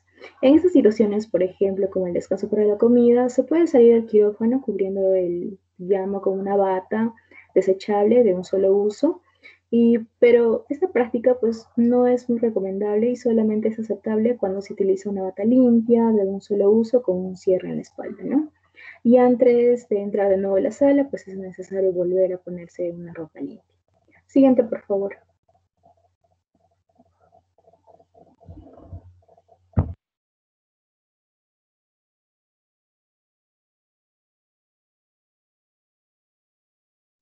Bien. Otra norma tenemos que es que la higiene del personal ha de ser extremadamente escrupulosa. Ya nos han enseñado las técnicas anteriormente. Y bueno, no se debe permitir el acceso al quirófano a una persona con una infección aguda, como un catarro, faringitis o cualquier otra infección respiratoria sobre todo. Y el personal que presenta cortes, quemaduras o lesiones cutáneas, pues no va a manejar equipos estériles, ya que puede existir pues un éxodo seroso en la herida que va a suponer pues un medio de cultivo bacteriano. También los miembros de un equipo que se saben portadores de microorganismos patógenos deben bañarse y lavarse de forma rutinaria con un agente antiséptico cutáneo apropiado y también lavarse el pelo diario, ¿no? Las uñas deben mantenerse cortas, es decir, no sobrepasar la punta del dedo. Las joyas, bisutería, incluyendo anillos, relojes, deben quitarse antes de entrar a esas áreas blancas y grises. El maquillaje debe ser mínimo y las gafas deben limpiarse con una solución antiséptica en cada intervención. Las manos también deben lavarse con frecuencia y a fondo. Como número 5 tenemos que debe utilizarse calzado cómodo para reducir la fatiga y por la propia seguridad del personal. Los zapatos, estos deben cubrir los dedos y los talones y no debe utilizarse sandalias ni zuecos. El calzado de tela no protege frente a los líquidos que se derramen o quizá choquen o en el caso de una caída, ¿no? De instrumentos afilados. Por lo tanto, tenemos que tener cuidado en eso. Los zapatos también deben limpiarse con frecuencia, independientemente de si se utilizan o no las calzas, ¿no? Siguiente, por favor.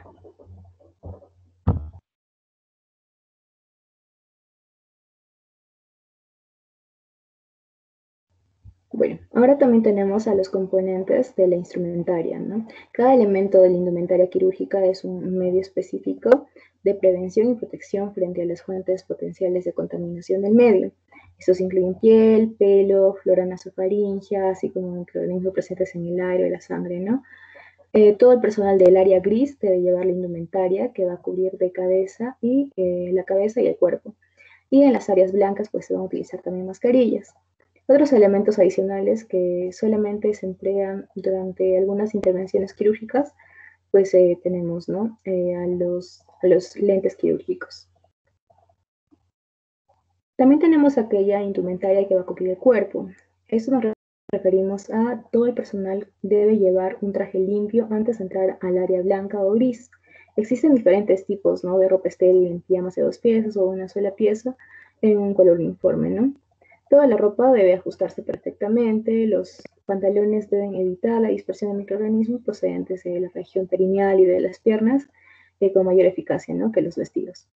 Las personas que no forman parte del equipo estéril deben llevar batas con mangas largas sobre una bata limpia. Las mangas, esas van a ayudar a contener los microorganismos procedentes de las axilas y de los brazos, y la bata debe estar cerrada para evitar un efecto de cuello y la posibilidad de rozar, ¿no? Contra el cuerpo estéril durante el movimiento. Siguiente, por favor.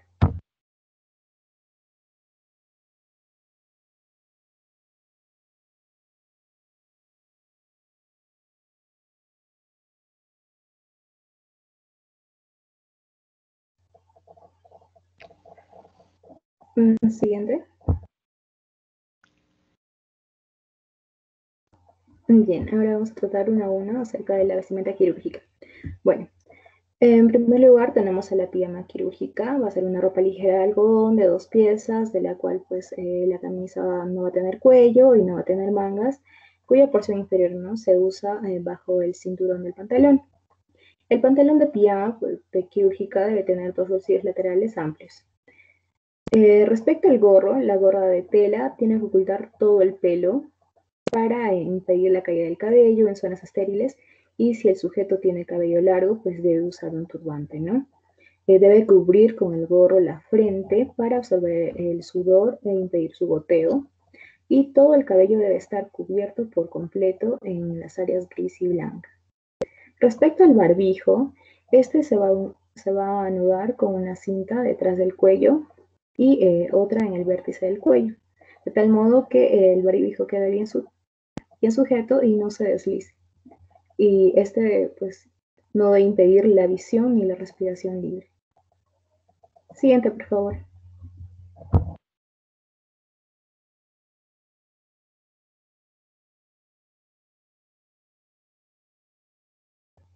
Bien. Respecto a las gafas, pues esta va a servir como protección de la mucosa conjuntival y se van a usar cuando se utilizan pues técnicas que producen aerosoles, cuando hay riesgo de salpicaduras de sangre u otros líquidos orgánicos. Y bueno, respecto al calzado, como ya habíamos hablado, pues debe ser de suela de cuero, delgado o de algún material conductor para evitar la acumulación de cargas eléctricas estáticas, ¿no? Y al pasar por la zona pues no restringida de los vestidores a la zona semi-restringida, pues se deben cubrir con unas botas de lona gruesa que eviten que estos zapatos pues sean vehículos de microbios al cambio de la zona de restricción. Y bueno, para eso también hay una ventaja, que haya material desechable, ¿no? Estamos hablando, por ejemplo, de estas fundas de calzado también llamadas botas, que pues deben utilizarse en las zonas restringidas y semi-restringidas, ¿no? Ahí tenemos algunas imágenes. Siguiente, por favor.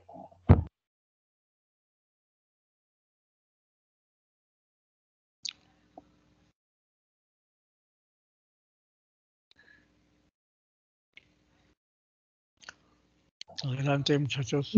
Bien, respecto a la bata, están hechas de una tela de algodón de buena calidad con una abertura posterior y cintas para anudarlas atrás.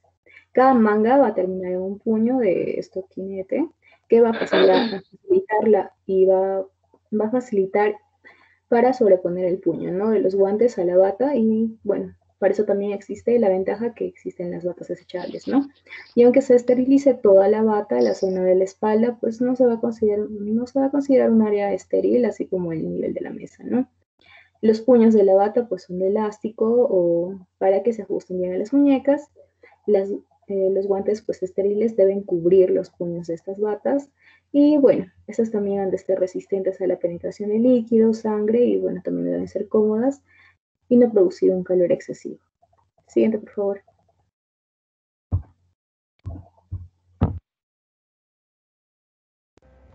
Ya, y para continuar, vamos a ver cómo es el vestido de la bata, que puede ser tanto autónomo o asistido. En el caso del autónomo, pues es la primera persona que se prepara para la cirugía y el asistido ya es utilizado por el resto del equipo quirúrgico, como vemos en las dos imágenes. Siguiente, por favor.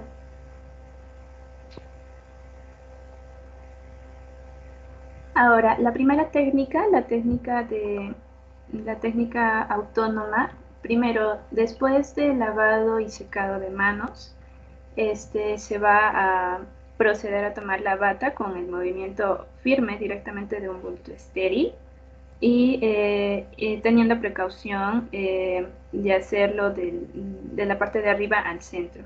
Entonces se va a levantar en sentido vertical. Ahora, se dice que también se debería alejar unos 20 centímetros de esa mesa para obtener un margen de seguridad al vestirse. Luego se desdobla, se va a desdoblar la bata y sin sacudirla y teniendo con precaución de que la costura del marsupial quede hacia el pecho del instrumentista. Entonces ya se desenrolla y se va a localizar ahora la entrada de las mangas para deslizar así simultáneamente los brazos y sin sacar las manos de los puños, teniendo cuidado de no contaminarse. Y luego, por la parte posterior, el instrumentista circulante o la enfermera circulante va a tirar de la bata apoyándose en la superficie interna de la misma para colocarla sobre los hombros y proceder a anudar las cintas posteriores, tanto iniciando desde el cuello y finalizando a nivel de la cintura. En el caso de batas envolventes se va a dar un extremo de cinta para luego dar media vuelta y volver a tomar el extremo. Siguiente. Ya en el vestido de bata con técnica asistida, pues también después del lavado y secado de manos respectivo, el instrumentista va a presentar la bata al cirujano en este caso, digamos, y el cirujano, como vemos en la imagen, va a introducir sus manos y va a deslizar, deslizarlo, procurando que queden, procurando la eficacia de no contaminar. Ahora, después de eso, la enfermera circulante va a tirar por la parte posterior de la bata para terminar de colocársela y anudar también las cintas de la espalda. También, si la bata es envolvente, el cirujano va a proporcionar a la enfermera instrumentista el extremo distal de la parte anexa de la bata y va a girar para que sea regresado en el extremo de la bata y pueda anudar con la cinta que tiene la bata a nivel del marsupial. Siguiente, por favor. Con respecto a los guantes estériles, pues estos van a venir empaquetados por parejas con el extremo proximal dada la vuelta para que así se pueda proteger la parte externa estéril y durante su colocación. Adentro tiene un polvo, que en este caso podría ser almidón de maíz, para facilitar la colocación. Siguiente, por favor. Entonces, la técnica que se usa viene a ser el calzado de guantes con técnica cerrada.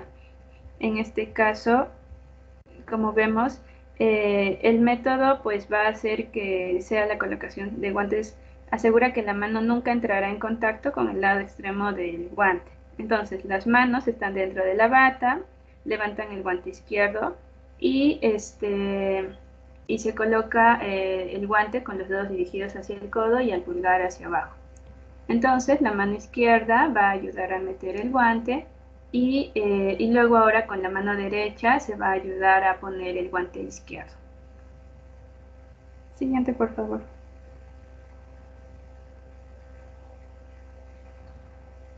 La otra técnica en este caso es el calzado de guantes de manera asistida, que en este caso va a ser el instrumentista el que presenta el guante al cirujano y este va a deslizar la mano dentro del guante. Y también lo va a hacer en la mano contraria. Siguiente. Y con respecto al bulto quirúrgico, pues como vemos en la imagen, este paquete va a contener el material esterilizado, tanto al vapor o gas óxido de etileno, y lo que va a presentar son 3 batas para cirujano, 4 campos, una sábana superior, la sábana de pie, 3 toallas absorbentes, una funda para la mesa de mayo, una cubierta para la mesa de riñón y una sábana especializada en diva. Siguiente.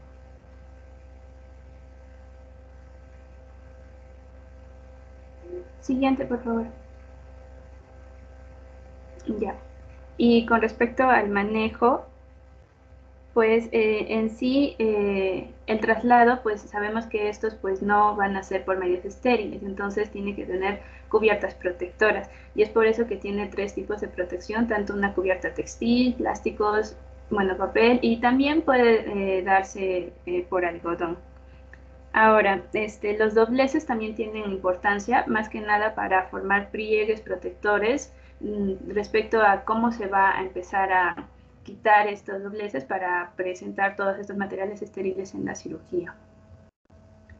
Siguiente, por favor.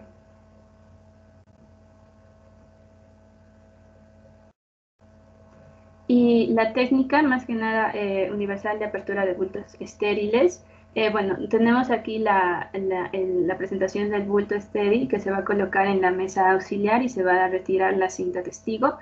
El enfermero circulante va a abrir el bulto y se puede usar la pinza de Bart Parker o también se puede usar un guante estéril. Entonces, se tomará de la parte superior la única extremidad visible de compresa de protección y empezará a desplegarse en sentido opuesto a él. Y luego ya se lleva la última punta hacia el operador para dejar la superficie interna de la compresa como una cubierta estéril y el contenido del bulto en la parte central totalmente libre de contaminación. Siguiente, por favor.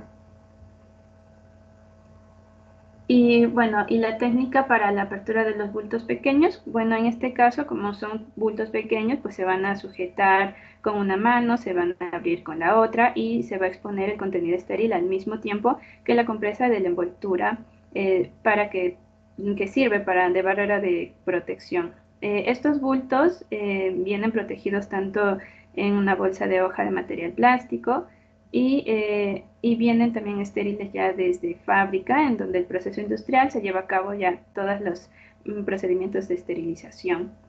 Y los bultos de papel, en este caso el papel de envolturas es excelente protector de equipos estériles de pequeño volumen y suele abrirse con la técnica descrita para los bultos de tela. Siguiente.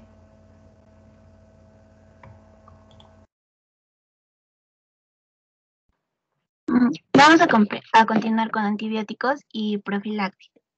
Siguiente, por favor.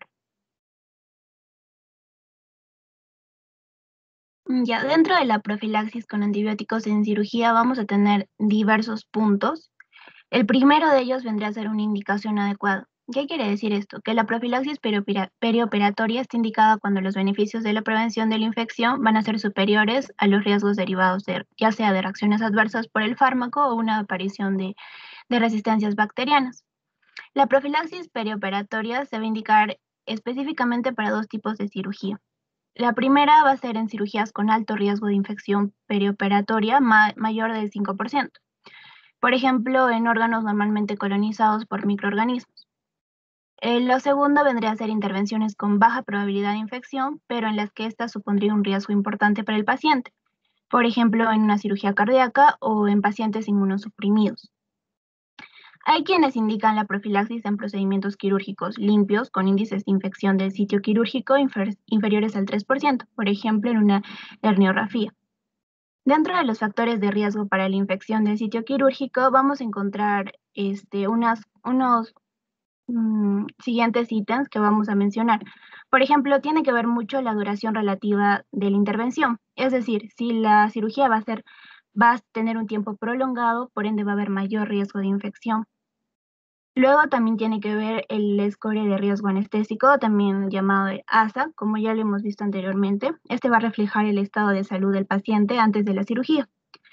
Si hay un ASA mayor a 2%, el riesgo de infección va a ir aumentando de ASA 2, 3, 4, 5 a 6.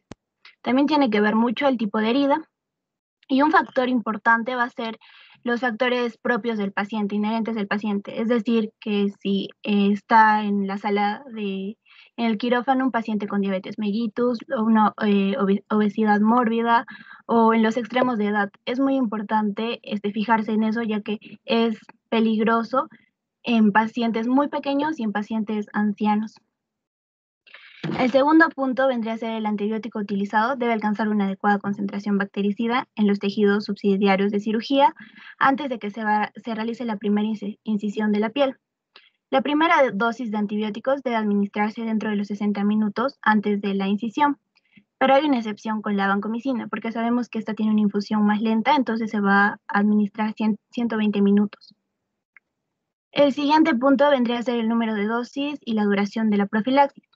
En general, para la mayoría de procedimientos quirúrgicos, una dosis única de un antibiótico es suficiente, pero hay situaciones extremas donde se necesita 2 dosis. Por ejemplo, para mantener concentraciones séricas elevadas, se debe acortar el intervalo entre la dosis.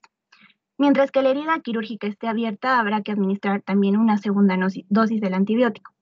Cuando la intervención quirúrgica se va a prolongar más de lo esperado, es decir, mayor de 3 a 4 horas, también se tiene que administrar una segunda dosis. El siguiente punto es que se debe escoger el antibiótico adecuado para los gérmenes que con mayor frecuencia sean causa de infección en la zona que va a ser intervenida. Es decir, en el sitio quirúrgico hay diversos microorganismos que van a estar ahí. No es necesario que se erradique todos estos gérmenes patógenos, sino que se debe reducir su cantidad por necesario para producir una infección. Es importante también registrar en cada hospital el índice de Staphylococcus aureus metacilina resistente. El siguiente punto es vía intravenosa. ¿Qué quiere decir esto? Que es la vía de elección, es la que se tiene que usar. Luego tenemos en cuenta la infección de la herida quirúrgica, es producida casi siempre por estafilococos. Entonces, los fármacos que vamos a utilizar van a ser las cefalosporinas de primera generación. Específicamente la cefazolina. Hay una excepción en la cirugía apendicular y colorectal, que se puede utilizar la cefoxitina, que es activa frente a estos anaerobios intestinales. Luego es importante que se realice una profilaxis antibiótica de endocarditis infecciosa a todos los pacientes con enfermedades cardíacas con alto riesgo de resultados adversos, si desarrollan una endocarditis infecciosa. El antibiótico debe ser eficaz contra el Streptococcus viridans, siendo la elección la amoxicilina. Otro punto muy importante también es que el antibiótico debe ser único, de baja toxicidad, y de preferencia tiene que ser bactericida antes que bacteriostático. Tiene que cubrir lo más estrechamente posible los microorganismos que habitualmente producen una infección en el centro quirúrgico. Y por último, el antibiótico no va a reemplazar nunca una adecuada técnica quirúrgica. Siguiente, por favor.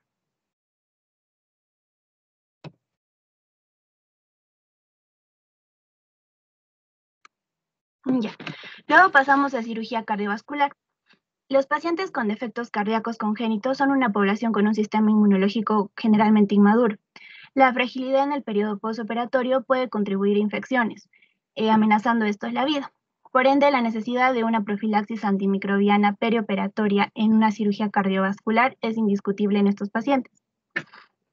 Dentro de los microorganismos más frecuentes está el Staphylococcus aureus, el Staphylococcus plasmocoagulasa negativo, los bacilos gram negativos, las enterobacterias y clostridios. En cuanto al antibiótico que vamos a usar preferentemente es la cefazolina. aunque también se puede utilizar la cefuroxima, pero más va a ser la cefazolina. ¿Y por qué se va a usar este fármaco más? Por su disponibilidad y debido a que también tiene bajo coste. En casos de prótesis o injertos valvulares, hay algunos que usan la vancomicina sola o la cefazolina con la vancomicina.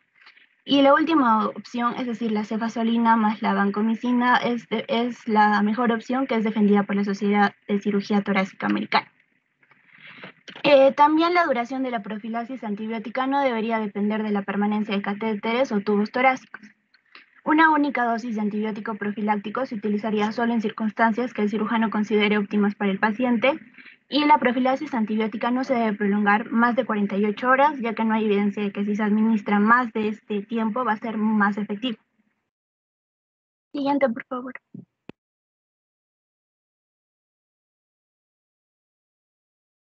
Bueno, acá tenemos el cuadro para que se va a utilizar más los antibióticos recomendados en cada tipo de cirugía. Por ejemplo, tenemos en la colocación de marcapasos, los antibióticos recomendados va a ser la cefazolina o cefuroxima. Más es utilizada la cefazolina, y en el caso de que no haya en ese hospital, podemos usar la vancomicina o la vancomicina más la gentamicina, que son otras alternativas.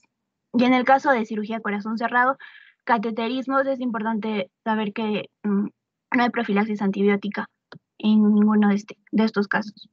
Siguiente, por favor.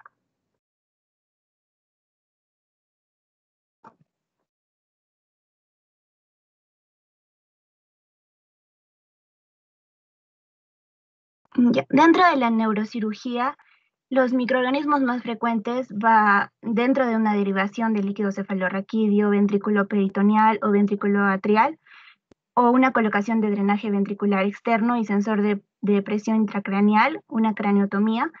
Los microorganismos que más van a abundar van a ser el estafilococo aureus, el estafilococo plasmocoagulasa negativo, el estreptococo y las enterobacterias. En cambio, en una herida cráneoencefálica penetrante va a ser el estafilococcus aureus, estafilococo plasmocoagulasa negativo y los bacilos gram negativos. Si hay contaminación con tierra, va a predominar los anaerobios. En general, para una neurocirugía lo que se va a utilizar es la cefazolina también, o vancomicina, y podemos añadir a esta la gentamicina o no se puede añadir esto. En cuanto a los hospitales o servicios donde hay alta incidencia de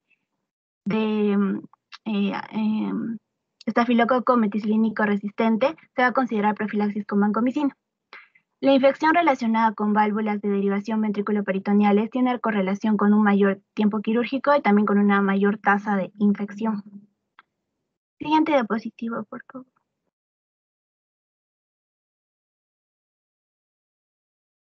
También tenemos el cuadro de profilaxis.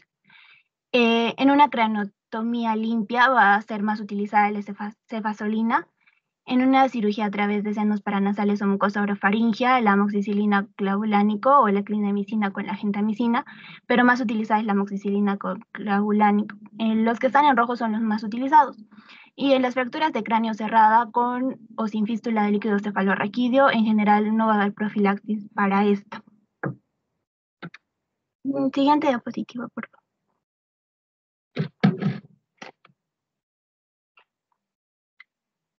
Luego tenemos la cirugía ortopédica o traumatológica, que los microorganismos más frecuentes, por ejemplo, en una artroplastia o osteosíntesis de fracturas, colocación de material protésico o artrodesis de columna, va a predominar el estafilococo aureus, estafilococo plasmocoagulasa negativo y las enterobacterias. En cambio, en una fractura abierta está el estafilococo aureus, estafilococo plasmocoagulasa negativo, enterobacterias, estreptococos y clostridios. El antibiótico de preferencia va a ser la cefazolina o la vancomicina en caso no haya la cefazolina, pero este es de primera elección. Siguiente, por favor.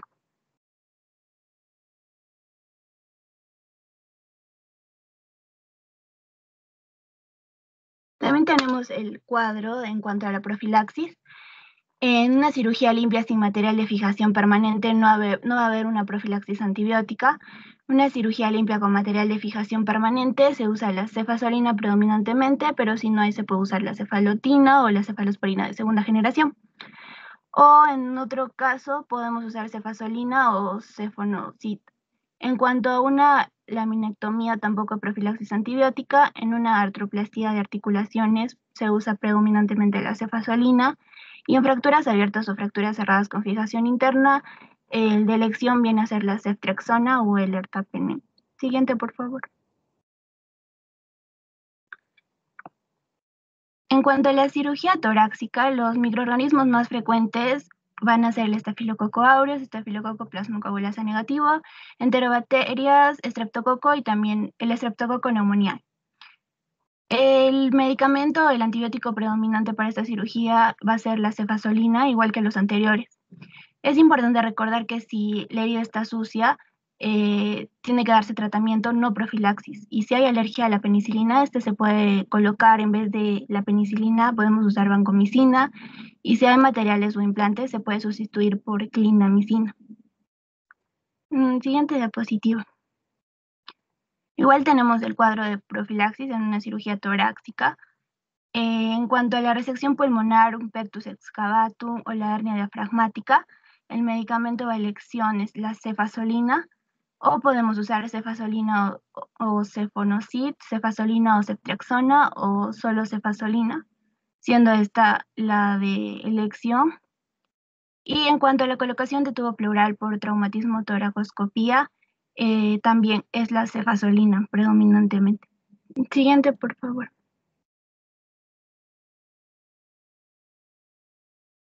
Ya, en cuanto a la cirugía oral y maxilofacial, los microorganismos más frecuentes en esta cirugía van a ser el estafilococo aureus, microorganismos anaerobios de la flora orofaringea y también el estreptococo. Es importante recordar que no se requiere profilaxis en las cirugías limpias, como una adenoidectomía, una amigdalectomía, extracción de tubos de timpanostomía, prenectomía lingual, miringoplastía, miringotomía, timpanocentesis, timpanoplastía, cirugía plástica y reparadora de la nariz. Se aconseja también profilaxis en los implantes cocleares debido a la gravedad de las infecciones postoperatorias. Y el medicamento también de elección viene a ser la cefazolina como en los anteriores. Siguiente diapositiva, por favor. Igual acá tenemos el cuadro de antibióticos. Por ejemplo, en una amigdalectomía no precisa profilaxis antibiótica, pero algunos médicos utilizan la cefazolina. Pero, por ejemplo, en una cirugía mayor de cabeza y cuello a través de las mucosas, los antibióticos predominantemente utilizados aquí van a ser el amoxicilina clavulánico o clindamicina con la gentamicina. Y bueno, hay alternativas también si es que en el hospital que nos encontramos no hay estos antibióticos, podemos usar otras alternativas como la clindamicina o cefazolina o el metronidazol con amoxicilina. Siguiente, por favor.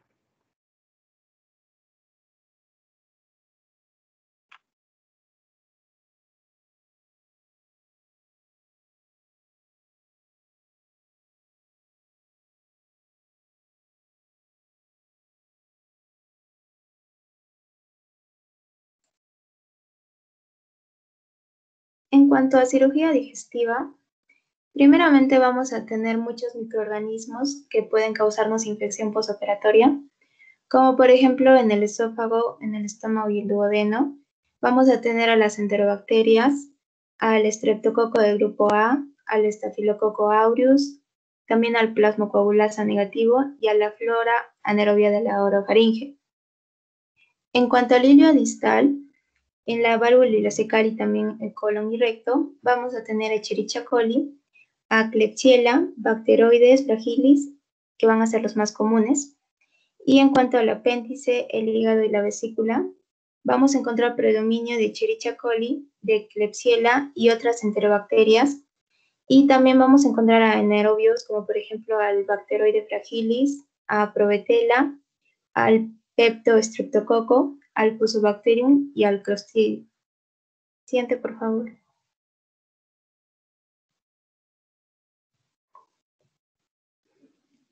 Ya, entonces para la profilaxis de estos microorganismos, en el caso de las cirugías como la hepática, va a ser recomendable usar ampicilina o piperacilina. Así también en cirugías del intestino delgado podemos usar a la amoxicilina más ácido clavulámico o a la cefazolina. Y también en apendicectomía vamos a poder usar a la cefocitina o amoxicilina más ácido clavulánico. Y en cuanto a la cirugía esofágica, se usa la cefazolina o amoxicilina más ácido clavulámico. Y en alergias podemos usar a la clindamicina más la gentamicina. Siguiente, por favor.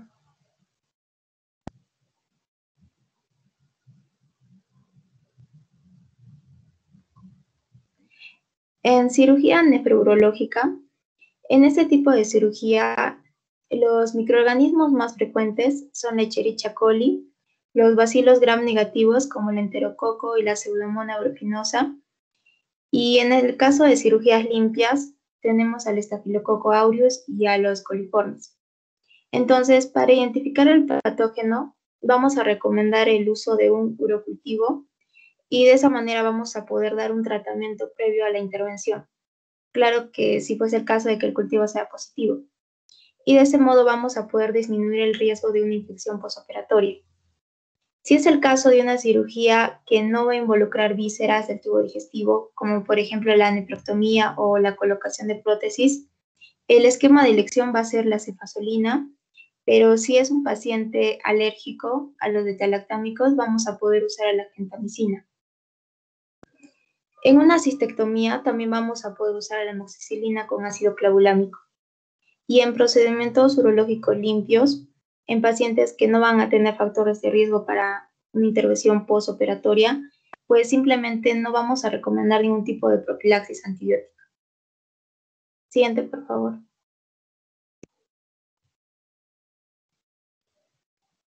Ya, en cirugía ginecológica obstétrica. Bueno, no sale el otro cuadro, pero acá lo más común es el parto por cesárea, en el cual vamos a poder usar a la cefazolina, que va a ser lo recomendado, pero si la paciente va a ser alérgica a los beta-lactámicos, vamos a poder usar a la clindamicina más la gentamicina, y solo lo vamos a usar en una dosis antes de la incisión. En el caso de los abortos, tanto de primer o segundo trimestre, vamos a poder usar a la doxicilina o a la gentamicina más metronidazol, que lo podemos dar por vía oral al inicio del procedimiento. Y tenemos que tener en cuenta que solo va a estar indicado en el caso de que tenga alta sospecha de una infección de transmisión sexual. Siguiente, por favor. En el caso de la cirugía oftálmica, una cirugía común va a ser la de la catarata, que si bien su complicación postoperatoria más importante va a ser una infección intraocular, algunos expertos recomiendan que se use una profilaxis con antimicrobianos tópicos, como por ejemplo los colirios de gramicina o neomicina, cada 10 minutos en las 2 horas anteriores a la intervención, o también un colirio con fluoroquinolona o trimetropina y sulfato de polimixina cada 2 horas durante 24 horas. Y al finalizar la intervención, se puede administrar una inyección subconjuntival de cefazolina o tobamicina. En sí, el objetivo de estos antibióticos tópicos va a ser reducir la cantidad de los microorganismos de la superficie de la conjuntiva. Siguiente, por favor.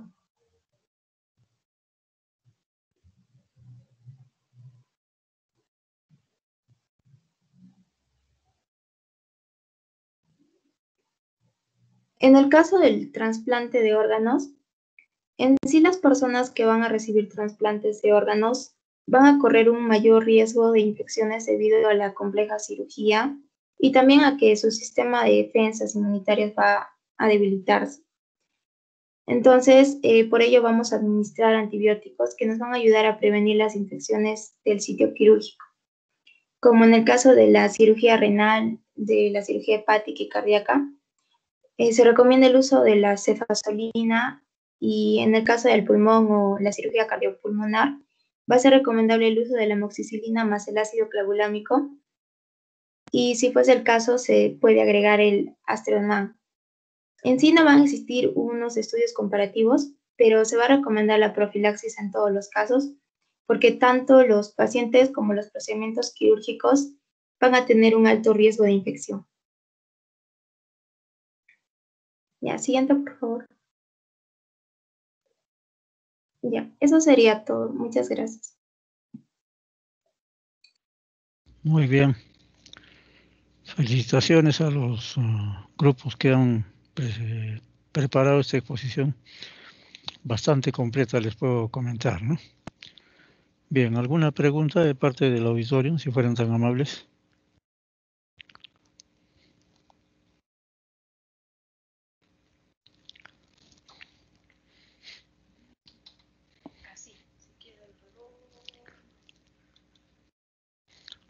¿No hay preguntas? Cortana. ¿Ese es el virus? Bien, ¿me están escuchando, jóvenes y señoritas? Sí, doctor. Bien. Sí, doctor.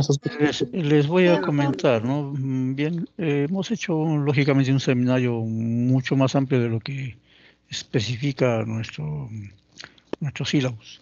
Y como han visto, pues prácticamente es una cadena de situaciones que tenemos que manejar, ¿no? Lo que es asepsia, antisepsia, esterilización, mayormente lo manejamos en centros quirúrgicos, centros o unidades de hospitalización, unidades de cuidados intensivos, donde tenemos que manejar también la vestimenta propia de cada lugar y manejar lógicamente lo que es antibióticos y demás. La antibiótico profilaxia está bastante difundida ahora y tiene pues muchos beneficios indudablemente. Hay que saberlos utilizar y básicamente el éxito de una cirugía, como han comentado sus compañeros, no depende tanto del tratamiento antibiótico profiláctico o el tratamiento antibiótico, sino más bien de una buena técnica quirúrgica. Muchas veces una buena técnica quirúrgica no es prescindible hacer tratamiento o profilaxia antibiótica, pero siempre hay un pero. Cuando se debe utilizar, pues hay que utilizarla, ¿no? Básicamente. Muy bien, muchachos, creo que se han cumplido con los objetivos del seminario y no me queda más que felicitarlos, por un lado. Y en segundo lugar, bueno, ya saben ustedes que de los seminarios normalmente el doctor Montánchez nos pide una cantidad de 6 preguntas, las cuales saldrán pues de la exposición que se ha hecho, lógicamente. Luego, decirle a la delegada del grupo 1 que se comunique conmigo más luego, ya por vía telefónica, para coordinar algunas cositas más de la rotación, ¿sí? Muy bien, muchachos. Ha sido un gusto estar con ustedes, muy bien, los felicito. Muchas gracias a los participantes, quienes no hayan estado. Bueno, ha sido seguramente por alguna situación de fuerza mayor. Muy bien, a quienes veo por aquí, bueno, son bastantes ahora, pero de todas maneras, un gusto de haber estado con ustedes también, ¿sí?